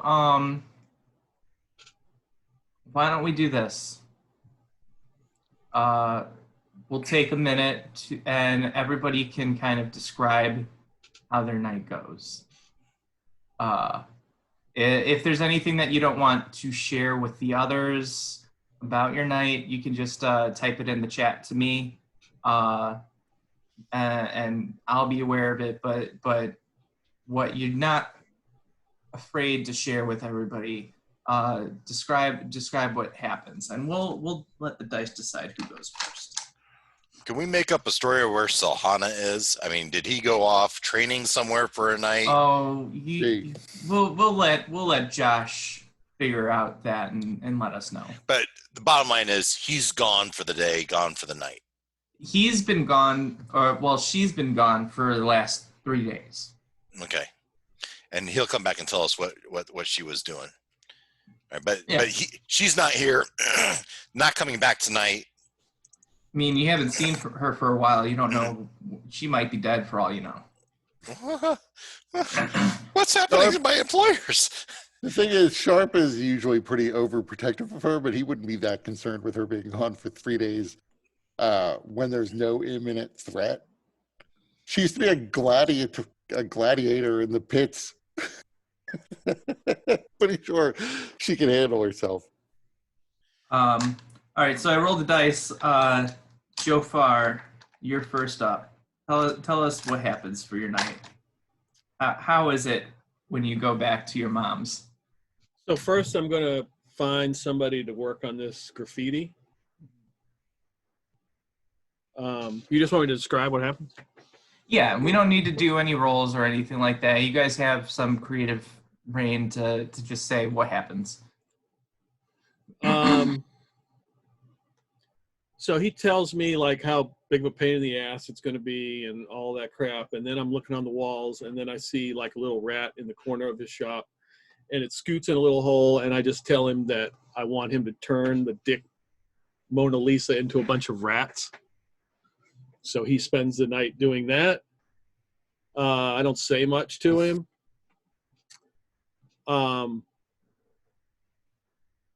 I just kind of like stagger all the way back to my mother's house and walk in, and she just kind of looks at me like wondering who that is. I go into my room. All the awards that I've had, like for like City Watch, employee, scout, whatever, I collect them off the wall. Kick the can participant. I walk back outside. At this point, I have the axe, but it's like dragging on the ground, like scraping the whole, like putting marks on the floor. My mother's like pissed. Pick that axe up. Like scraping all around. I start piling all the like pictures and stuff that I've had collected of my time in the City Watch and maybe stuff that has been handed down to me, and I set it on fire. And then I just sit there watching the fire and slowly just pass out. What'd you do with the stuff you had back at the office? Did you have any stuff back at the office? There was just a couple things. Basically the book I wanted to keep. I just picture you take some picture of some like elf maiden in a sexy pose off the wall that you've had up there since a teenager. I'm curious, and you don't need to share this with us, but what's going through Jofar's mind as he's doing all of this? Well, I mean, shit's got to change. Okay. I also kind of feel like this is probably the same process you went through when you left the City Watch. All right. Dag, you're next. So Joe sulks off to take care of his thing, and Sharp's already gone, and I just kind of standing in the middle of the office, this brand new place. I've been here a week, and I just kind of looking left, looking right, and it's like kind of in a depression. It's like, and I'm gonna go visit Miss sister who's a what's it at the church, and I'm just gonna. I just joined this organization, and we had this grand adventure, and we went and dealt with this beholder, and it was great, and we helped this lady out with the thing. We got paid. I thought this was gonna be a great job, and like a couple days later, then we go look at a new office, and things are looking like they're gonna go. And then one of them runs off. I haven't seen in 3 days. The other two, they start fighting. They beat each other near death. I don't know what I'm going to do, Sister Miss. I just don't know. I thought it was going to be good, but I'm just going to her for some counseling and let me vent. And so seeking any advice she would have. And so after we're done with that, I would probably just go back to the track bar and turn in for the evening. Okay. I mean, from my perspective, we've already lost one twin. That twin disappeared. We didn't even go searching for him. He's gone. Even his sister didn't go searching for him. So, I mean, and otherwise it's like, Dag's like, and I had this boss and he's a drunk, and who'd have thought that'd turn out messy? But yeah, so Sharp is, he is out. He probably goes to the Fallen first. But he is basically out to hit all the taverns that he likes. And he is actually having like a really good night. Like he looked like he was coming down with something before. So yeah, he looked pretty rough through most of the day. But now that night has hit, like somehow this whole fight has put a spring in his step. He is out telling jokes, laughing it up with people, having drinks, probably buying drinks for a few people that he knows. Not that much. He's not much of a spendthrift, but a couple of people probably get a free drink out of him. And he is out and having a really terrific time until dawn when he stumbles back into the office, going up to the front door, feeling for the doorknob, and then remembering, oh yeah, and so stumbling around to the back.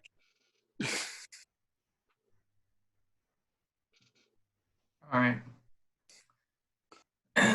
So next day, Sharp is at the office. Joe Farr is at his mom's.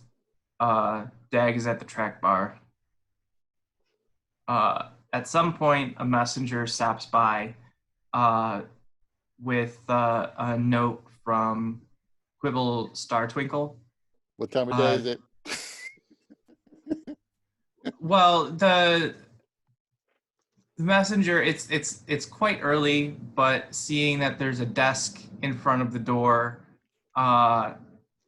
he kind of doesn't know what to do, so he kind of just pushes it aside as best he can and just puts the papers in. Eventually, Sharp, whenever you would wake up, you'd see that the papers are a note from Quibble stating that the owners have accepted the offer, and there's the paperwork to get started on the for the transition of ownership. Since there's nobody there to wake me up, I imagine he gets up and it's like almost dark again. Like almost nighttime. It's probably always, you don't really see the sun where he is. But it's like 5. Dag would have shown up at some point during some point in the morning. He would have shown up and been there when the note got there. Okay, so then they would have gave you the note then. Yeah, so I would take it, and seeing how he reacted so poorly being woken up yesterday, I would just lay it on his chest, and I'm not waking him up. Nope, not going to do it. And you know, I'd get bored there, and then I'd probably go to the orphanage and talk to Dangly Bosom, Nana Dangly Bosom, and and fill my day that way. Checking in every once in a while just to see if he's alive. I probably put my hand over his face just to make sure he's breathing, and left the note on his chest. And you know, every couple of hours I'd stop in, see if there's any activity, until there is. Joe Farr, what would you do the next day? Would you come back to the office or? Nope. I'm just sitting by that smoldering fire. Okay. Eventually, What is your mom doing watching you sit by this smoldering fire outside her house? She's probably gone to that church and is spending most of the day there. praying for her. Yeah. Eventually, Sharp's going to wake up. I'm going to come back and Sharp's going to be awake. I don't know if he'd be drunk again already. No, not until it actually gets dark outside. And then I would Dag is going to try to make peace, right? And probably attempt to give him some amount of a guilt trip. You know, and basically tell him the same story I just told Mrs. Who's was it? You know, you guys been working together for this long. You gonna really leave it this way? You should go talk to him, hash it out, make things right.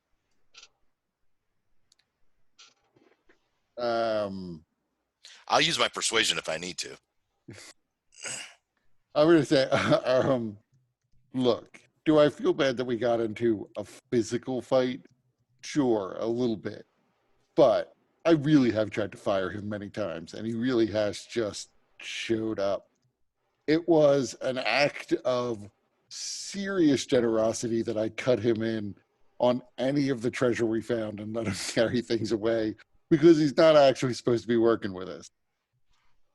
I don't know how you can say that. I mean, he was with us. He's participated in the adventures. He's engaged. He's part. I He's don't know. engaged in his own special, mentally deranged way. I do acknowledge he has personality quirks and hasn't always made things easier. But he has been with us, and he helped us achieve our goals. You know, after all that, Dad, give me a persuasion check. Yeah, 23. Okay. Private message coming, Kurt.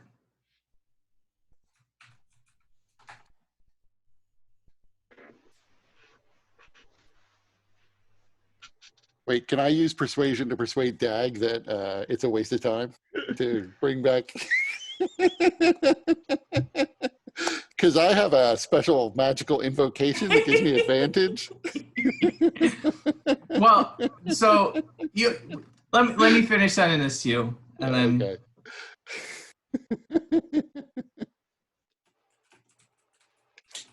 Dag's like the Boy Scout, right? He just wants everyone to be happy and well, he's a Boy Scout that's raised as a thief, fair enough, but I mean, to be fair, if you, what was the name of the other twin? I'm blanking on that. Solana Varys. Varys. Solana Varys. If Varys is the one who directed you here, Varys would have described, most likely would have described Sharp as a Boy Scout. Because the whole business is like helping out the super poor who rarely pay us. Always drunk, just beat up his partner, Boy Scout. Yes, but that's the thing is I'm saying that's how Varys would have described him as a super Boy Scout. Whatever he is at this moment, fighting with beating people up and biting chunks out of them. Not that long ago, other people would have described him as a Boy Scout. So all I'm saying is this is really not what you would have gotten from Varys if Varys described working here. Yeah, that was probably part of my pitch too. This is not the bill of goods I was sold.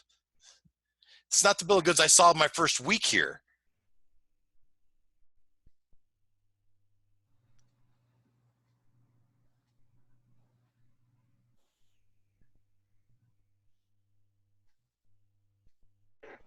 Well, look, Dag, I have to say, I was a little skeptical when you first turned up, but I'm always willing to give someone a chance. And you turned out to be great. Thanks, boss. There's really no other way or no way around it. You really turned out to be just a boon to this operation. I really don't feel the same way about Joe. I feel like we carry Joe a lot of the time. Now, that said, should I have gotten into a fight with him? No. Should he have chopped my door down when I forced him out it? The building you were going to burn down anyway? Well, in the after a good night's sleep, I can say that it's probably a little crazy to burn the building down, although it would be fun. Is this really the way you want to leave it with Joe? Are we just going to walk away from him?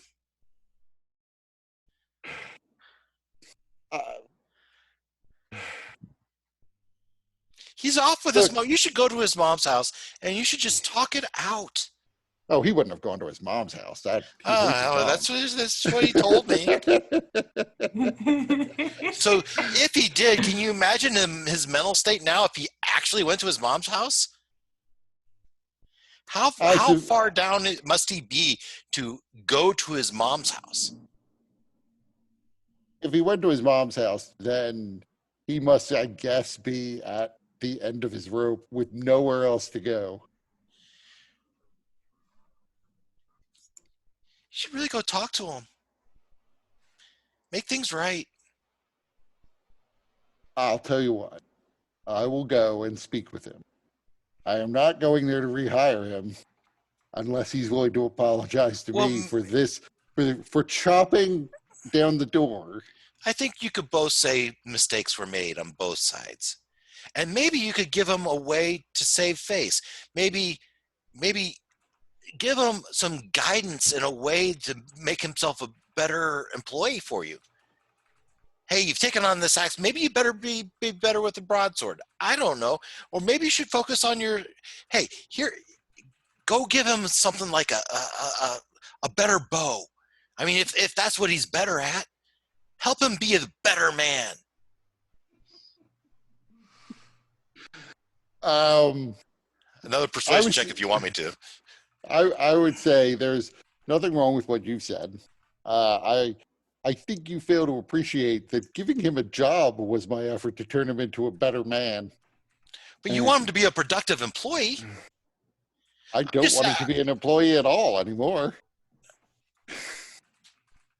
That's why we stopped paying him.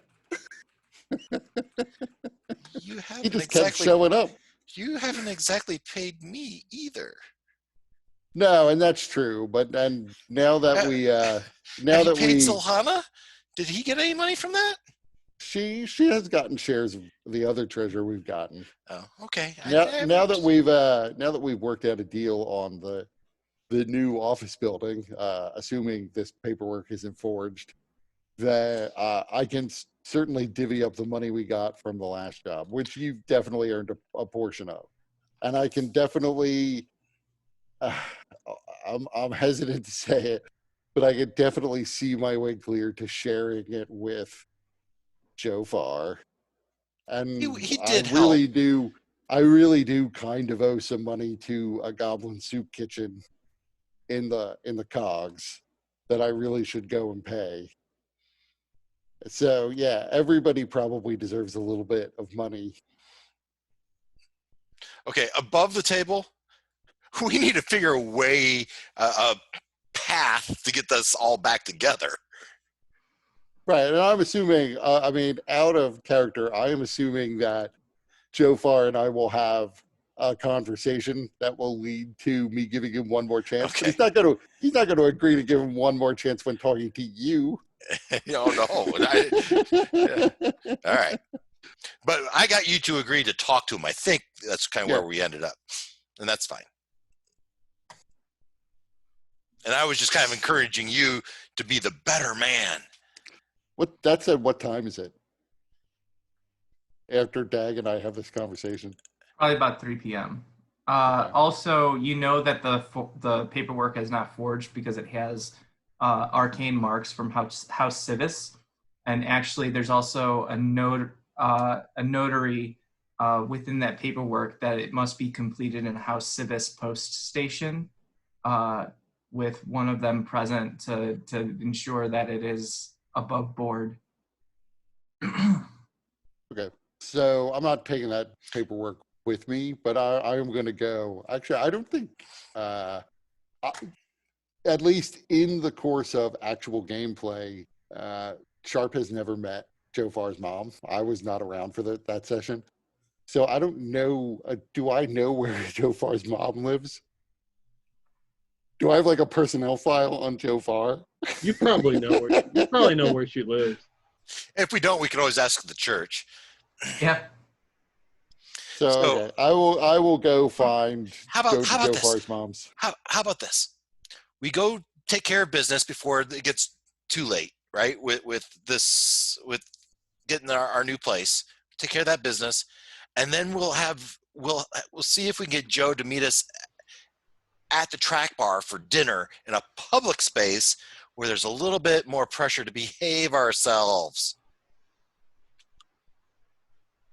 I don't think Joe acquiesces to social pressure in the way you're imagining he does. Jofar is on the spectrum, as they say. Well, that's not too surprising.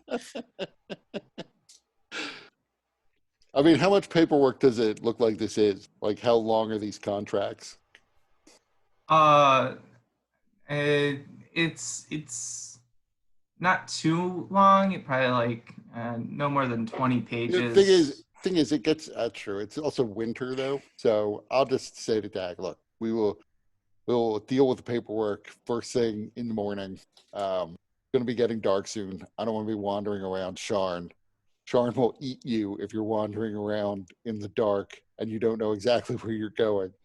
So let's go talk to Jofar. That's an easy trip.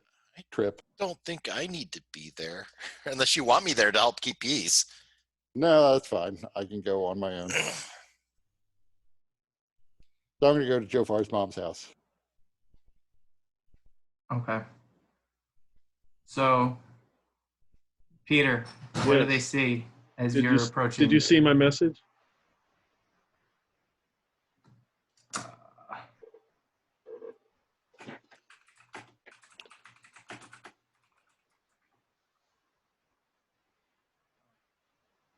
Ignore that, Kurt. What was that? Ignore what I just sent you. Okay. Last message I sent you.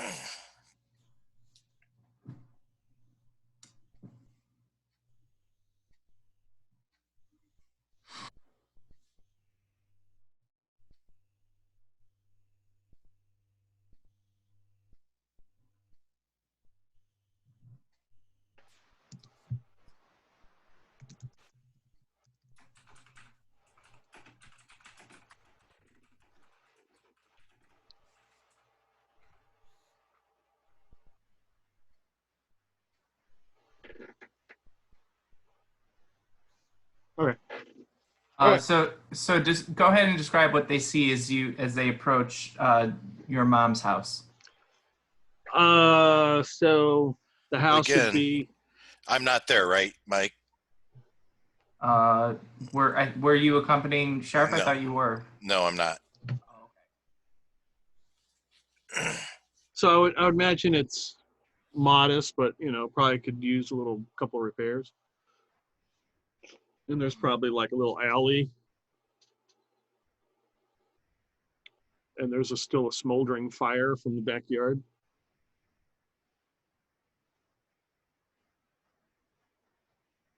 I mean, I don't know that I would go into the backyard, so I might not notice that. Well, yards are kind of a relative term where you are Okay. in precarious because you're all inside the tower. So if your mom has a single home, a single person home, it's probably half the size of even the office, unless she lives in an apartment with others. But there's a possibility that there might be like an alleyway or some kind of space outside that might serve as what Jofar was using to have his belongings burned. So Sharp, you go up to the door. Do you knock or? I would probably pause for a good long moment, but then yeah, I would knock. Okay. So Peter, there, who there, answers? there would be no answer. My mother's at the church. There's like 19 different services throughout the day. So there'd be no answer.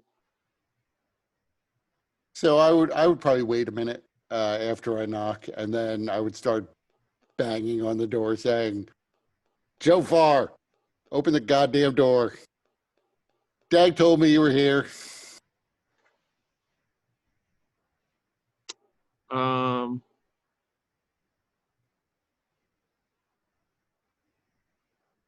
So yeah, so as you're banging on the door, you see Jofar walking out of the alley.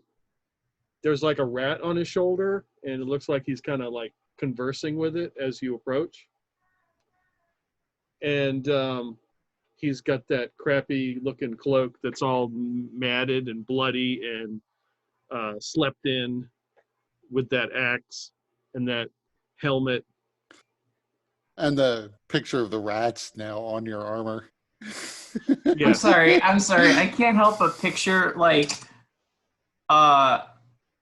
it's almost like a scene from Simpsons with comic book guy. Jofar is comic book guy wearing a cape and a helmet.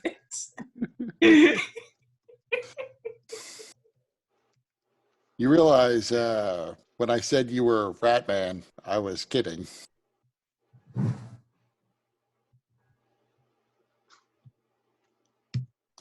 Come again?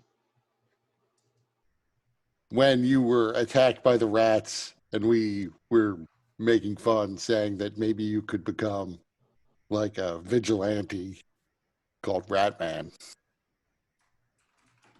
That must have been a conversation you had with Jofar.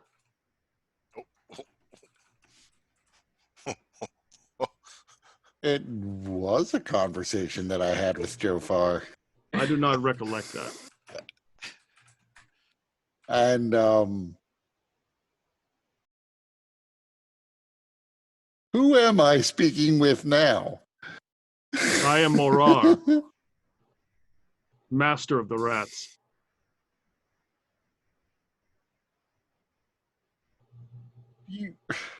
Do you could I please speak with Jofar? Jofar is dead. He was weak.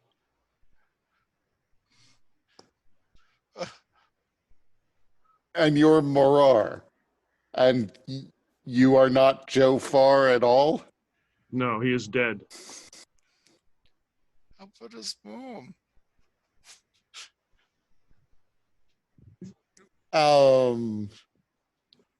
Okay, well, are you in some way related to Jofar? Not if I can help it. Oh, well, I have to say, this is a very unexpected turn. So, I came here. Do you know where Jofar's mother is? Probably worshiping the dead gods. At least that's the I don't- same. Yeah, who are the dead gods? All She's of them. some sort of cultist?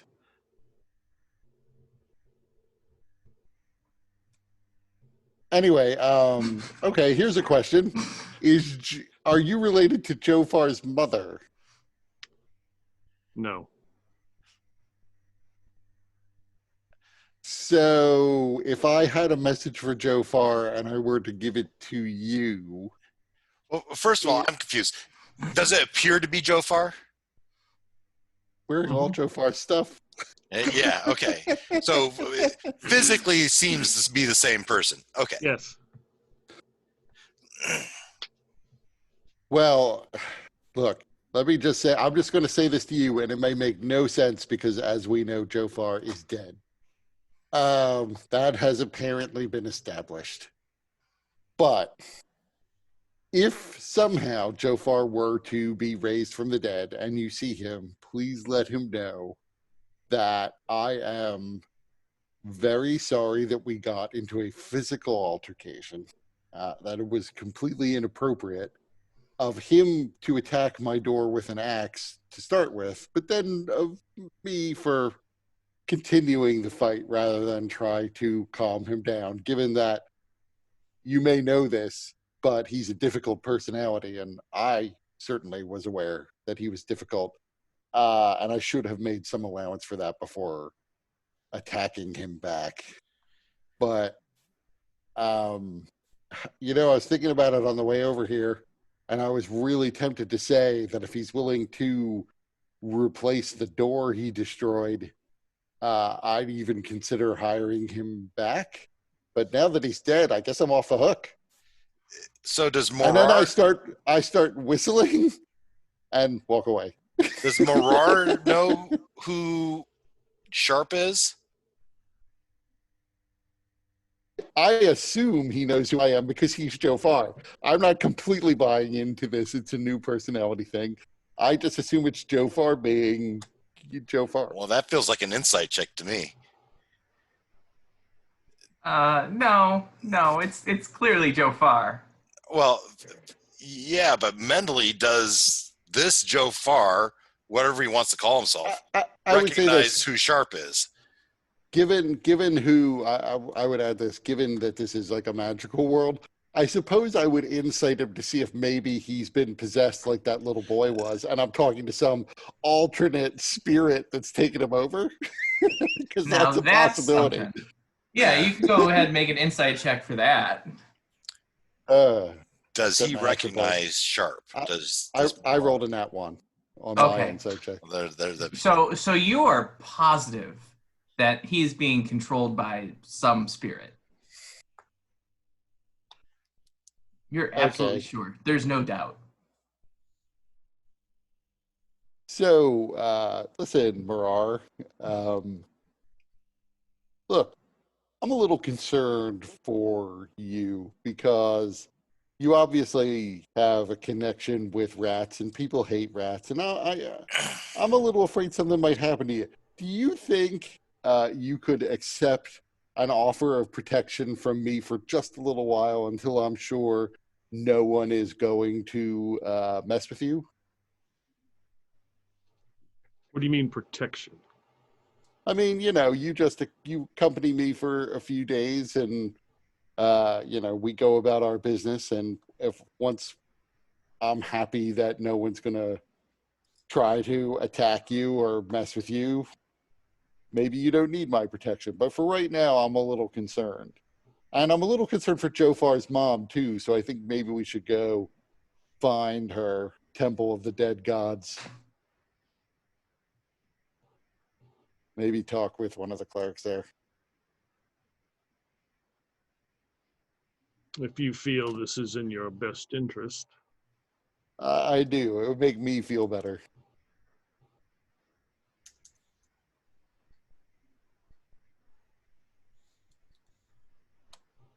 So come on, let's go find that church that Mrs. Farr is at. No doubt mourning the loss of her son.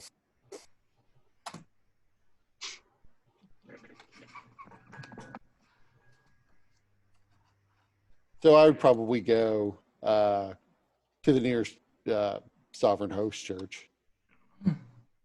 Okay. And is Morar? Well, I would ask Morar. Do you know what church she goes to? No. We'll just have to ask around.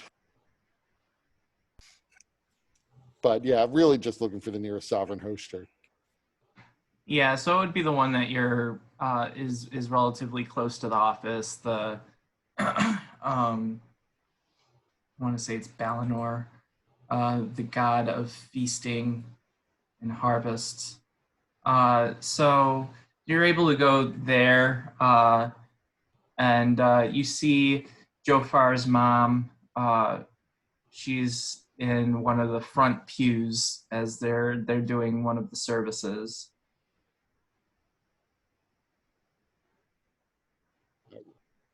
For the moment, why don't you go have a seat with Joe Farr's mom? I'll be back in just a second. I will stand in the back. I do not wish to enter much further. That's fair. Just stay where I can find you again. I will be here. I will not move. Then I am going to go try to find. I don't really care about Joe Farr's mom. I'm going to go find a cleric. Not the one running the service. Obviously, I'm not going to interrupt that, but some other cleric, so that I can explain that my friend has clearly been possessed. His name is Joe Farr. You may know Mrs. Farr, his mother, but he thinks he's been possessed by some spirit called Morar, and believes he has some mystical connection with rats. Okay, so you find a dwarf, and he is wearing the garments of religious vestments. He doesn't seem to be participating in the current ceremony. And so you approach him and you begin saying this, and he says, yes, I know Mrs. Farr well. You said there's something wrong with her son? Yes, he has, I think, been possessed by some spirit calling itself Marar. He doesn't understand that he's Jofar. I think the spirit, I've run into this before, unfortunately, where the spirit doesn't seem to acknowledge that it's possessing a living person. So he doesn't think he is Jofar. He thinks he's Marar. I have no idea how dangerous this spirit might be. Huh. Interesting.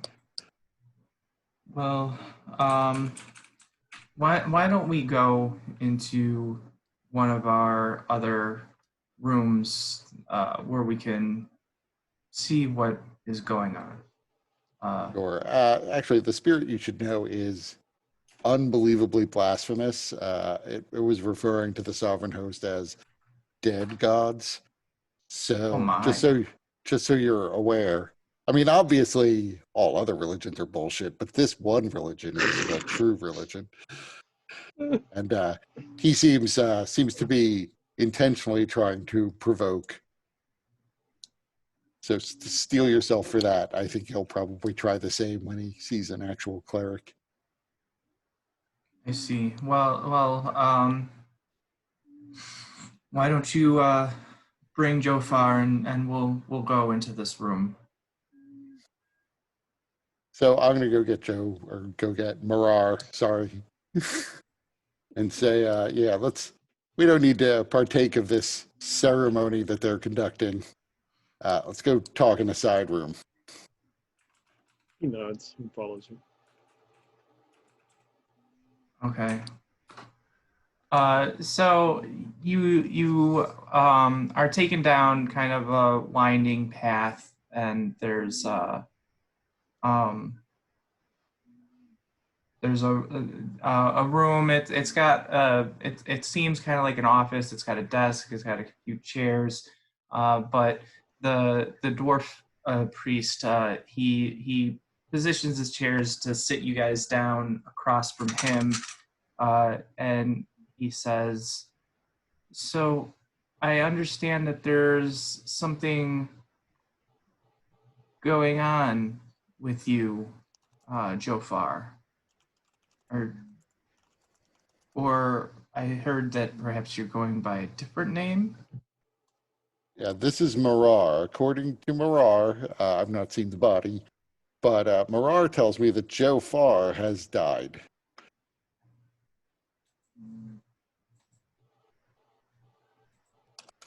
His death was most unfortunate. Really?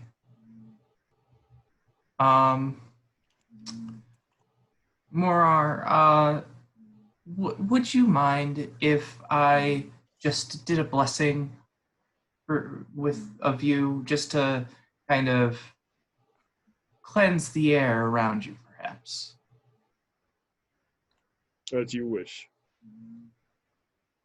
He picks up one of those sprinklers of holy water, and Okay. he sprinkles him a little bit with it while he says a prayer under his breath, and then he gets one of those incense things from the wall, and he lights it, and he begins putting the incense up, and then he kind of does some things around the air in your body, like doing these different motions, and then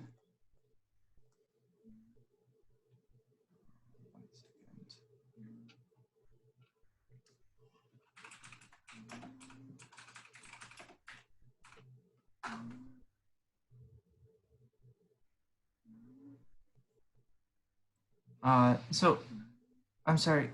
Um, what is your name again? Sharp, is it? Yes. So you I said that you was, believe well, there's. I'm going to whisper this to him to try to avoid Joe Farr hearing or Marar hearing. This is definitely Joe Farr.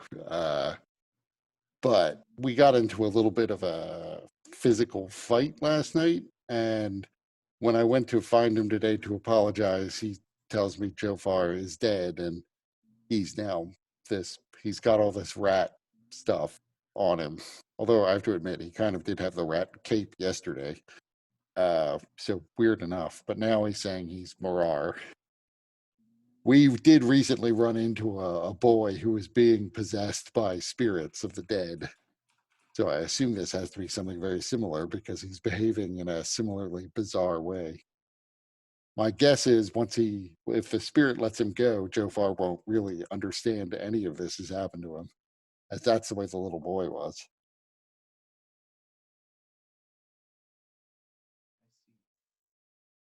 Uh, well, I can't sense anything particularly off about him. And I've done the cleansing ritual. Um,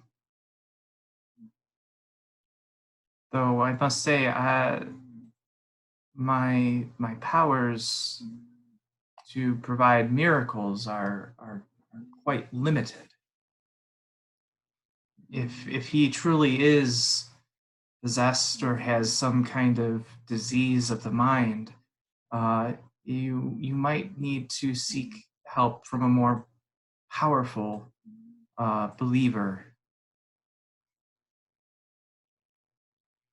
Um, okay. You Could you point me in that direction? What time is it now, by the way? It's probably getting close to 7. Okay. So yeah, at this point, I would sort of probably become just increasingly irritated if it's 7 o'clock, Mm-hmm. and say, uh, I, I mean, can you point me in the right direction? Really, I kind of feel like this is more his mom's obligation than mine. I was just his former employer. How is Joe Farr doing with all of this? He's Like dead. everybody's saying, well, okay, how is Morar dealing with all of this? But He's just I was whispering some of this to Okay. avoid him overhearing me.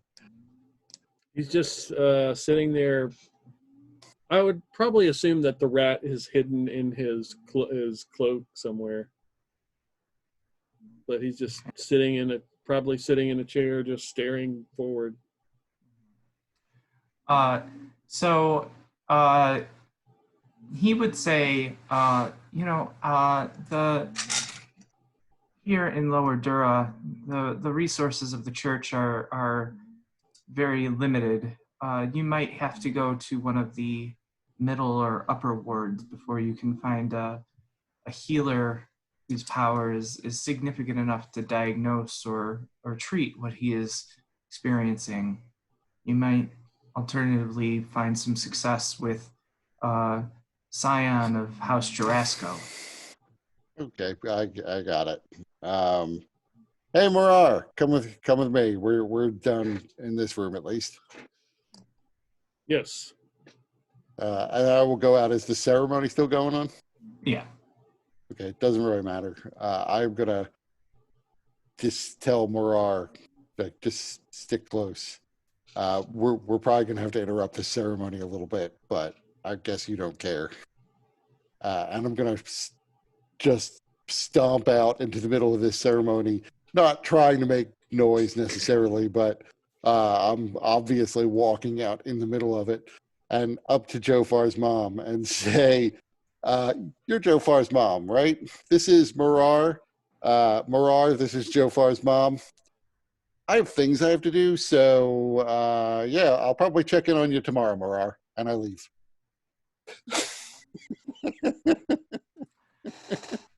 So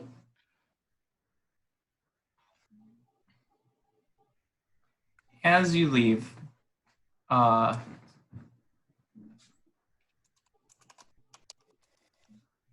Private message coming. Yeah, Well, actually, actually- I'm sending you a message to explain why. Well, what I'm about to tell you, I'll wait till I get yours. It's 7 o'clock and you haven't been drinking, and you're in a religious institute. This is like going against your creed. Actually, he's very religious. So there's nothing wrong with him being in a church. This is the only true religion.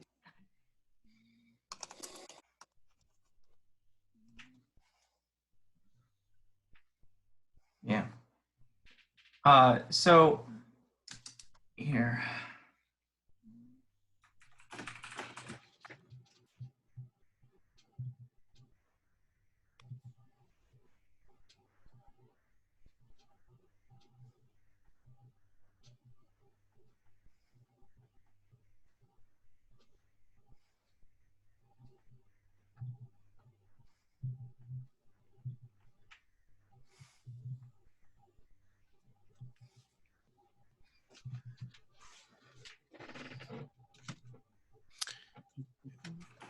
Peter, what's your shirt say?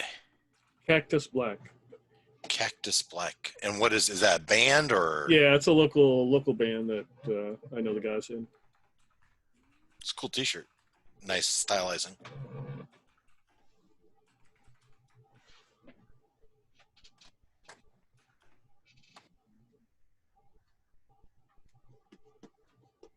So you realize Sulhana has a pet mouse.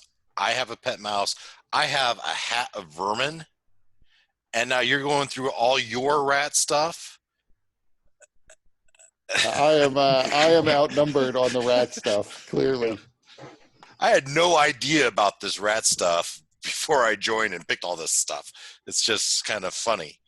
I don't think there was any. I don't remember any rat stuff until you joined. So I think everyone is just copying you. Well, there was. I watched a previous episode. You had the whole fight with the rats. Oh, that's true. That's when he got dubbed Rat Man.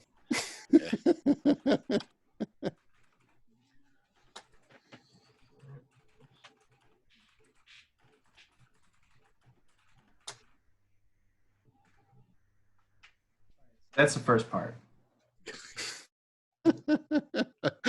Multi-part private messages. Part of this happened while you're having that conversation with Joe Spar's mom.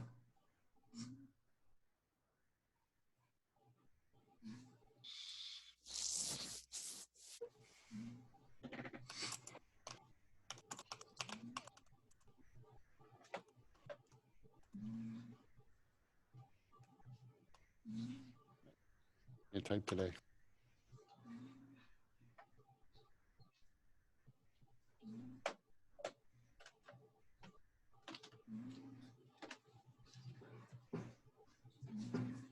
Thinking about the next part, but I'm just while I think about the next part, there's that. Okay.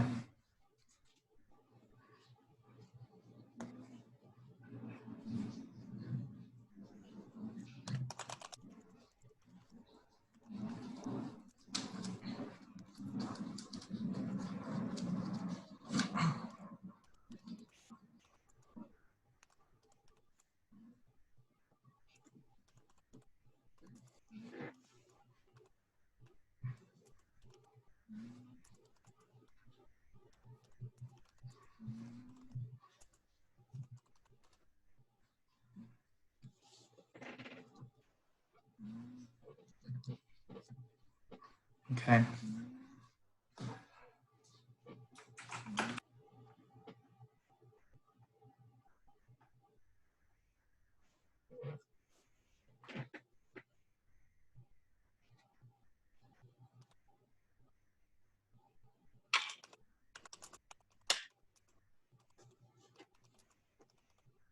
Sorry, guys. All will be revealed soon, or at least we'll press on.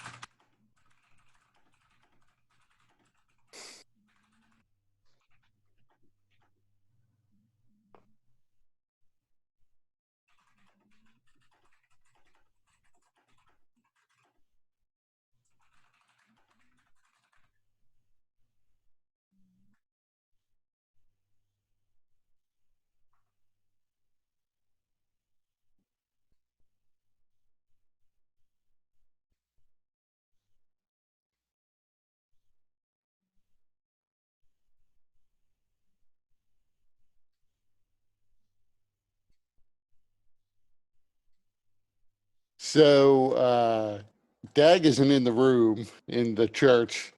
I'm basically probably in the middle of the aisle, like next to the pews, I imagine, with Joe Farr's mom having just made the introduction. I then sort of turn, stop, and look off seemingly into space as far as Joe Farr can determine. Sorry, I didn't write it down. What was your character's name now? More are. Morar. So Morar, you see, I'm sort of staring off into space. I don't know what you remember about Joe Farr, but he often did this. And he kind of like gives a nod and then steps around the spot where he would naturally walk through, clearly looking almost as if there's somebody there. And he starts to walk away. He then falls over onto the floor, and you can hear, as he's sort of laying on the floor, it sounds almost like bones begin to snap. And he lets out a little bit of a yell, so people look, but he then sort of gets up and runs out, hunched over, clutching himself in pain. And then, but then I'm out. Yeah, lots of gasps from the church audience. Peter. Mm-hmm.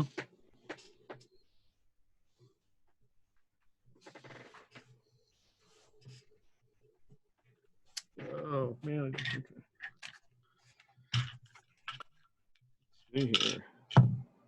Oh, okay. I don't know what my.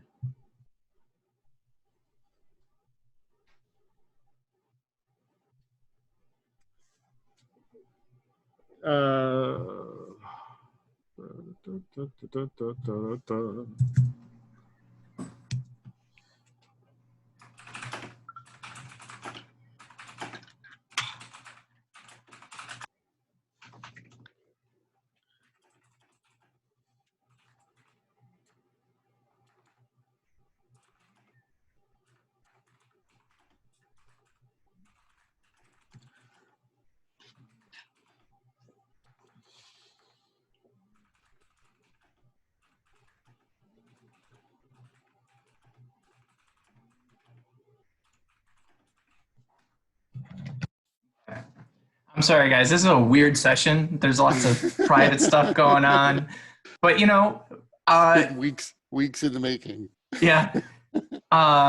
Additionally, this is kind of what this game was about. It was supposed to be less combat, more intrigue. So we're doing it. It's just didn't think it would be an intra-group intrigue, but here we are. So, Morar, you see Sharp run out. Everybody kind of gasps, and some begin to try and run to Sharp's aid, but he's too quick, and he's able to get out before anybody can try to provide that. And there's a bit of murmuring within the crowd, but then the priest at the head of the church gets everybody under control and refocused on the proceedings of the service. So Sharp runs out, and then Dag, what are you doing throughout this? You're muted. Thank you. Sharp went off to talk to Joe, and so I probably hung out at the place for all before I went back to the track bar. That's probably what I did. Yeah, he's not even aware of Morar. I was probably working the streets a little bit. That's kind of what I do is I talk to people and try to convince them to go in the track bar. That's how I get my room and board. Do you hear any rumors of the rat who stalks the night?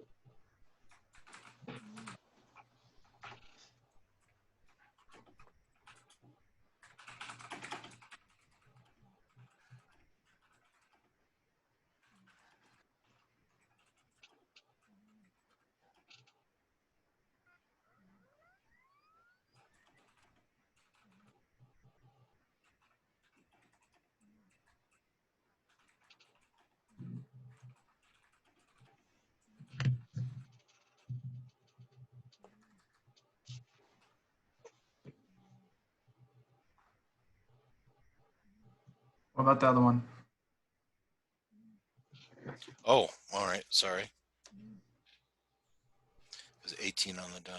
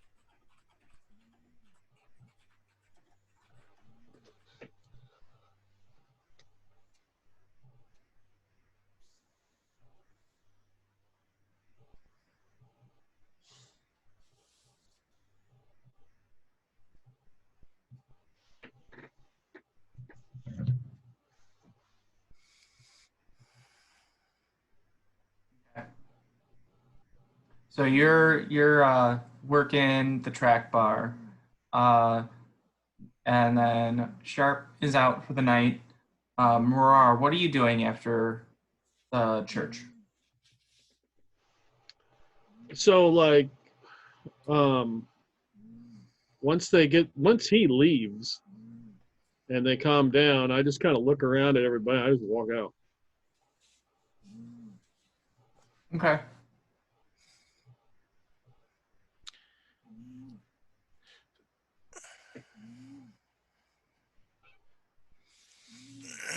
So there's a few different threads going on. I'll be out for the night. So with a few different threads going on, I think that this is a good place to end the session for tonight, and maybe we can continue it via email, because I think that'll be easier to handle these separate threads that are going on. Okay. Okay. So I would say I'm sure like nobody has any idea what's going on, but I definitely don't have any idea what's going on with Murar. That was a surprise. Yeah. Yeah. I feel like even Dag has to admit, like, oh yeah, he's crazy. So Well, Dag doesn't know this yet, so right. And will he believe you if you tell him this? That's true. It is an unbelievable turn of events. If it's just like a random, like, I'm a new character in the same body. I expected that someday it might come down to Sharp and Jofar getting into a fight. I didn't realize it would cause a psychotic break. yeah, that was that's one of those options you don't see on the table, but it's Right. always there. Right. I am super glad though that Murar is like this rat themed character. I think that's pretty funny. So, with what everybody has, with the information that they have, and what I'd like people to do, and you can make the email as big and detailed or as short as you want, whatever your personal style is. I don't want people writing a book if that's not what they want to do. Send me an email with what you're starting for the night, and then we'll handle it individually. If characters should come together, I'll merge some of the email threads, and then we'll get as far as we can until we need to come back to these real-time sessions. Well, I have no idea. For 2 weeks, we're still playing 2 weeks. Sure. I have no idea how to explain this to Josh. He'll just have to watch it.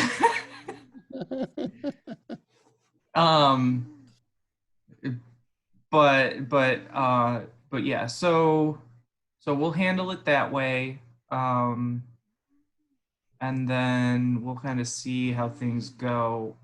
This was probably one of the stranger sessions I've ever run as a DM. What did people think about it?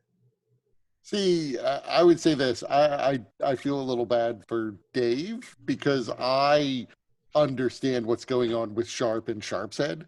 And so for me, this was a super engaging session, I would say. But not if for the people not knowing what's going on in Sharp's Head, Sharp just seems to be behaving a little randomly. And there was like a PvP that didn't seem like it needed to happen kind of thing. I thought it was super cool, but I think it's, it may only have been from my side of things. Yeah, awkward, really, because I see the PvP going on, and I see Sharp dominating, and above the table, Peter, you're giving a good front, but I don't know you well enough to know if you're just being a good sport, and because if I were you, I'd be feeling pretty bad about it, right? Because I would not appreciate my character being dominated like that. So, but I don't know you well enough, and maybe you're totally into the role play. It's the story is a story. I get that, and you took it into this twist with the psychotic break. That seems kind of fun. So I don't know, but for an hour in the middle of this session, it's like I don't know what's going on here as a player. Yeah. So I feel like I do feel like at some point the sort of the backstory to this fight will come out more, and it will make a little more sense. Because of your perspective, I don't know that you'll feel better about the fight. I feel bad for Mike, right? Because Right. we've essentially split the parties, right? Right. Early on in the game, it's like I don't want to leave Joe behind because we have one story. I don't want him to have to tell two different stories. It's my fault. I'm going to just say that it's my fault. I would say this. I did expect the fight to go. I was sort of thinking down at some point in the past, and Mike and I discussed how it could turn into PvP. I was thinking, in my head, the way the story would go is I would eventually feel bad enough to go back to Joe Farr and apologize and be like, look, if you buy me a new door, I'll give you a second chance, which is essentially what I said. And probably Joe Farr would be like, fine, I'll buy a new door.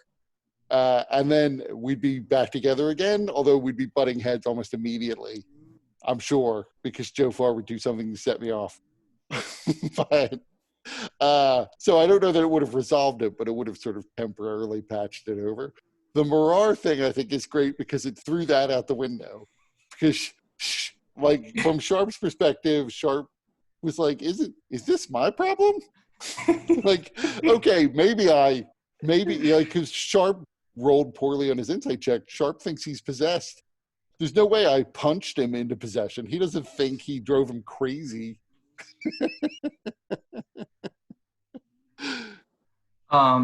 Yeah. So, and Dave, so you're relatively new to the group too. Yeah. So one of the things that I've definitely shared your experience at times, both as a player and as a DM when PvP happens. So that's why I try to incorporate a house rule into how that happens. So, but also, I hadn't thought about the angle of being a spectator to PvP, and how to kind of integrate the people who aren't necessarily party to the actual conflict. How to include them. So that's a good thing to kind of think on in the future.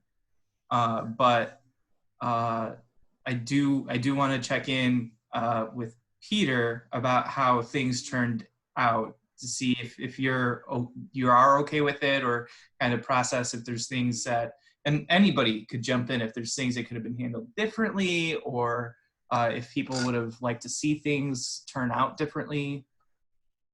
I mean, I would say there are things I want to say that I can't because it would give other parts away. But some of the back and forth that I had with you, Mike, like when I originally said, because I didn't want to turn it into like actual PvP, where we would just sort of describe the fight narratively, that did lead us into the trap of how do you resolve a fight that you're only describing narratively, Yeah. since Yeah. neither side wants to lose the fight necessarily. But Sharp is much more of a melee-based character, and did have tricks like he eventually used the Hellish Rebuke, which I knew could drag Jofar down relatively quickly if I got hit at all. But some of the back and forth about like, well, wait, how do you deal with this sort of narrative PvP where I'm getting hit with an axe? You know, I didn't necessarily know how to handle that. But I did suggest it being narrative mostly because there was no actual chance I was going to try to kill Jofar outright. Yeah. Yeah, and I think you know, I was trying to strike that balance where obviously it needs to be narrative, but there also has to be a kind of a randomness, a contest kind of going Right. on. So that's where I called for some of the dice rolls. Mhm. But what about you, Peter? What are your thoughts? Well, now I know what it's like. You know, now I used to watch PvP. Now I get to be part of it. Yeah, Yeah, see, you've had like Dave 12 in your games. David doesn't know, but Peter ran a game where not so much my character, but other characters were Every PvPing time I turn a around, lot. My character did get involved in a few, but it was mostly like, I try to stop you from killing this NPC. And so one guy was like, all right, well, I'm going to shoot you. I mean, I thought something was off with Sharp, and I didn't mind. Like, I completely forgot I had Hunter's Mark, and I thought it would be just interesting just to tag along. And then when we ran into Deca, that was kind of just a spur of the moment type of thing. And then we got to the fight, and I was like, I'm trying to figure out, like, if I get him, maybe if I knock him out, I can figure out what's going on with him. Or hit him, I can, like, something will happen, but it didn't. And considering just like Jofar's backstory and the fact that he is just terrible at combat and his ass has been kicked many, many times, it was kind of like there was just no other place to go. Pretty So sure there had to be some other place to go than no, Marar. I mean, I think Marar is kind of inspired. I'm glad you went that route, but it felt like it was out of left field, and that's good. Yeah, I greatly enjoyed that introduction. yeah, I was really trying to figure out what to do. I'm like, what would Jofar do? I mean, like, he's got this axe. Now, if you throw the axe off the thing,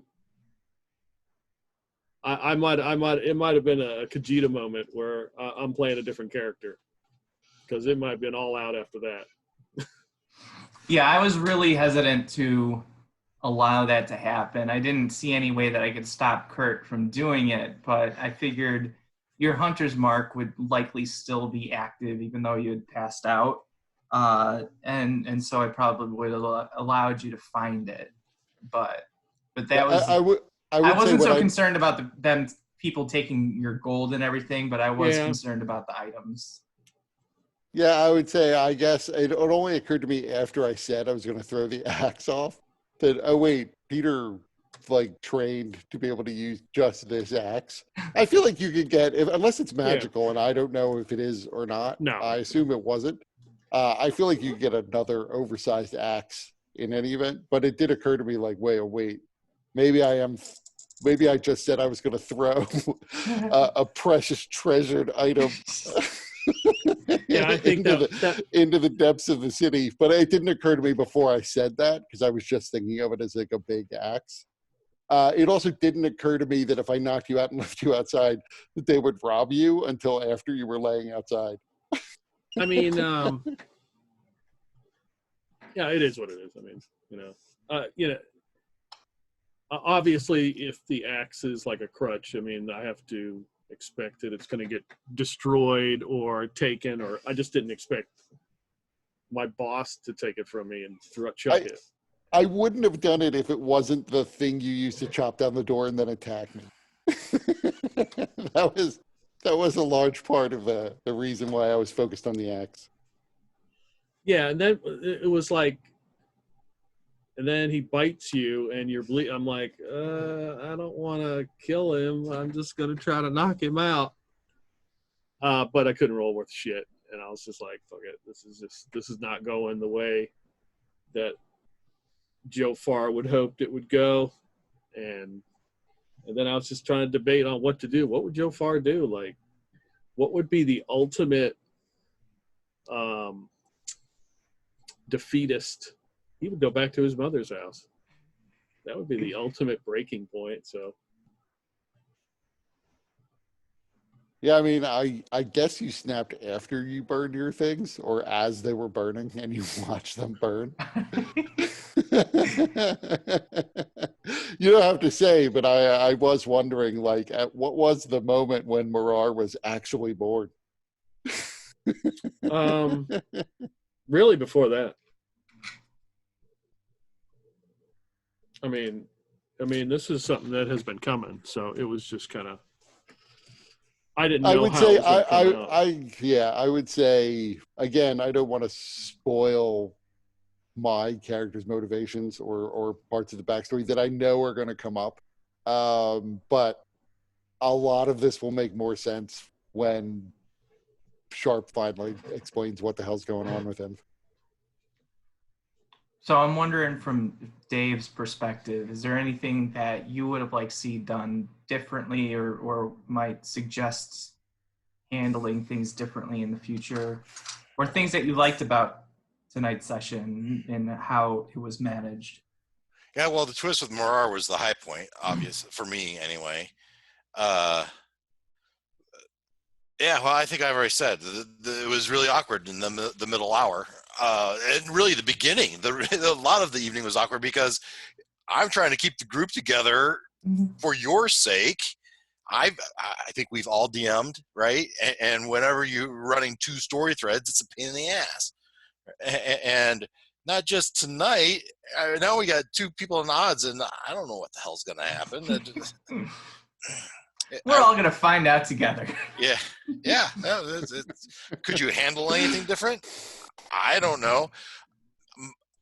My other games, I play in Roll20, and I have all the dice rolls out on the table in front of everyone. Not that I don't think any of us are being dishonest with our rolls. It's just they get rolled, and we react to the die roll at the same time. Mm-hmm. But by the same token, that means when I roll and the monster hits, rolls a natural 20, and then I roll and then do max damage, it happens, right? There's no DM fudging it. It happens. And now I can do stuff like, oh, but you save this, or you have this healing power, or the rest of the bad guys run away. I don't know. I can manipulate the story to save people, but the roles are on the table, and there's no on the DM's part fudging it. Mm-hmm. So, but that's just a different style of game, right? And some people do it, some people don't. I get that. Are you concerned with people fudging in this game? No, I don't want to go there. Okay. Yeah, I don't want to go there. We're storytelling, right? We're storytelling. I think DMs, though, I don't know that you are or not, but as a DM, I know that sometimes it's a good thing, right? So to save people's. Now you've got your home rules where death isn't nearly as possible as in my mind, not nearly as possible as the rest of standard D&D. So I don't know. Well, that depends on how you do it, because once you get into vitality points, if you stay in the fight, you're probably going to die. Yeah. Okay. Yeah. Were there that many die rolls tonight? Like I did get a nat 20 on my bite attack. They were just sort of random. Like it wasn't ultimately I don't that momentous. I It don't knocked want- him down. I don't want to go there. Yeah. No, but I do think it's fair, especially because Dave, you're relatively new to the group, so you're still trying to figure out our style and the way that we kind of handle things. I'm having So a I will blast, by the say, way. I'm sorry. I'm having a blast. These games are fun. These are a lot more role play than the other games. I get tired of my other games because they just become murder hope or drags, and I prefer the role playing. And so, yeah, I'm having a good time. Yeah, that was the whole purpose of this game. It's supposed to be more pulp noir rather than combat. It started out as a bit of a dungeon crawl just to kind of introduce some elements, but like tonight I think is a good example of a lot of the sessions moving forward, less combat focused, more role playing. I enjoy that. And I will say because I really do think that if you're gonna roll a dice, if you roll a dice, you listen to the dice and let the dice decide. If you don't want to roll the dice, then don't ask for a roll or don't make a roll. So that's kind of how I try to do things as a DM. It's really tempting to go against the dice when it's not what you wanted or intended, or if you think it'd be cooler the other way. But I've learned to trust that there are additional story threads that can open themselves up if I just allow it to unravel. In the PvP space, we're delicately balanced between storytelling and dice rolling, and it kind of just got muddled all together, right? We didn't pick one way and go with it. Right. So I don't think my email to you is going to be super long, but I have some thoughts about what would go on, so I'll send you something. Okay. I say that, but then I'm long-winded, so who knows what it will turn into. You know what, though? I appreciate that. I'm also long-winded, so our styles mesh pretty well that way. Yeah, so whenever you guys get a chance, if you guys send me that email, and then we can do the email stuff in between today and 2 weeks from today. There it is. One sentence. I'm good. He stalks the night as Ratman, bringing exterminators to justice. Sharp is going to have to get himself a rat now, just so like we have to have a theme apparently. Yeah, where this game has gone, it has surprised me. I did not think this is where it would be at this point, but I'm digging it. So yeah, and then if anybody has any other questions, comments, critiques, or anything, feel free to send them an email if you think of them later. Yeah, we'll pick it back up in 2 weeks. All right. Talk to you. All right. Take it easy. Good night, guys. Later, everyone. All right.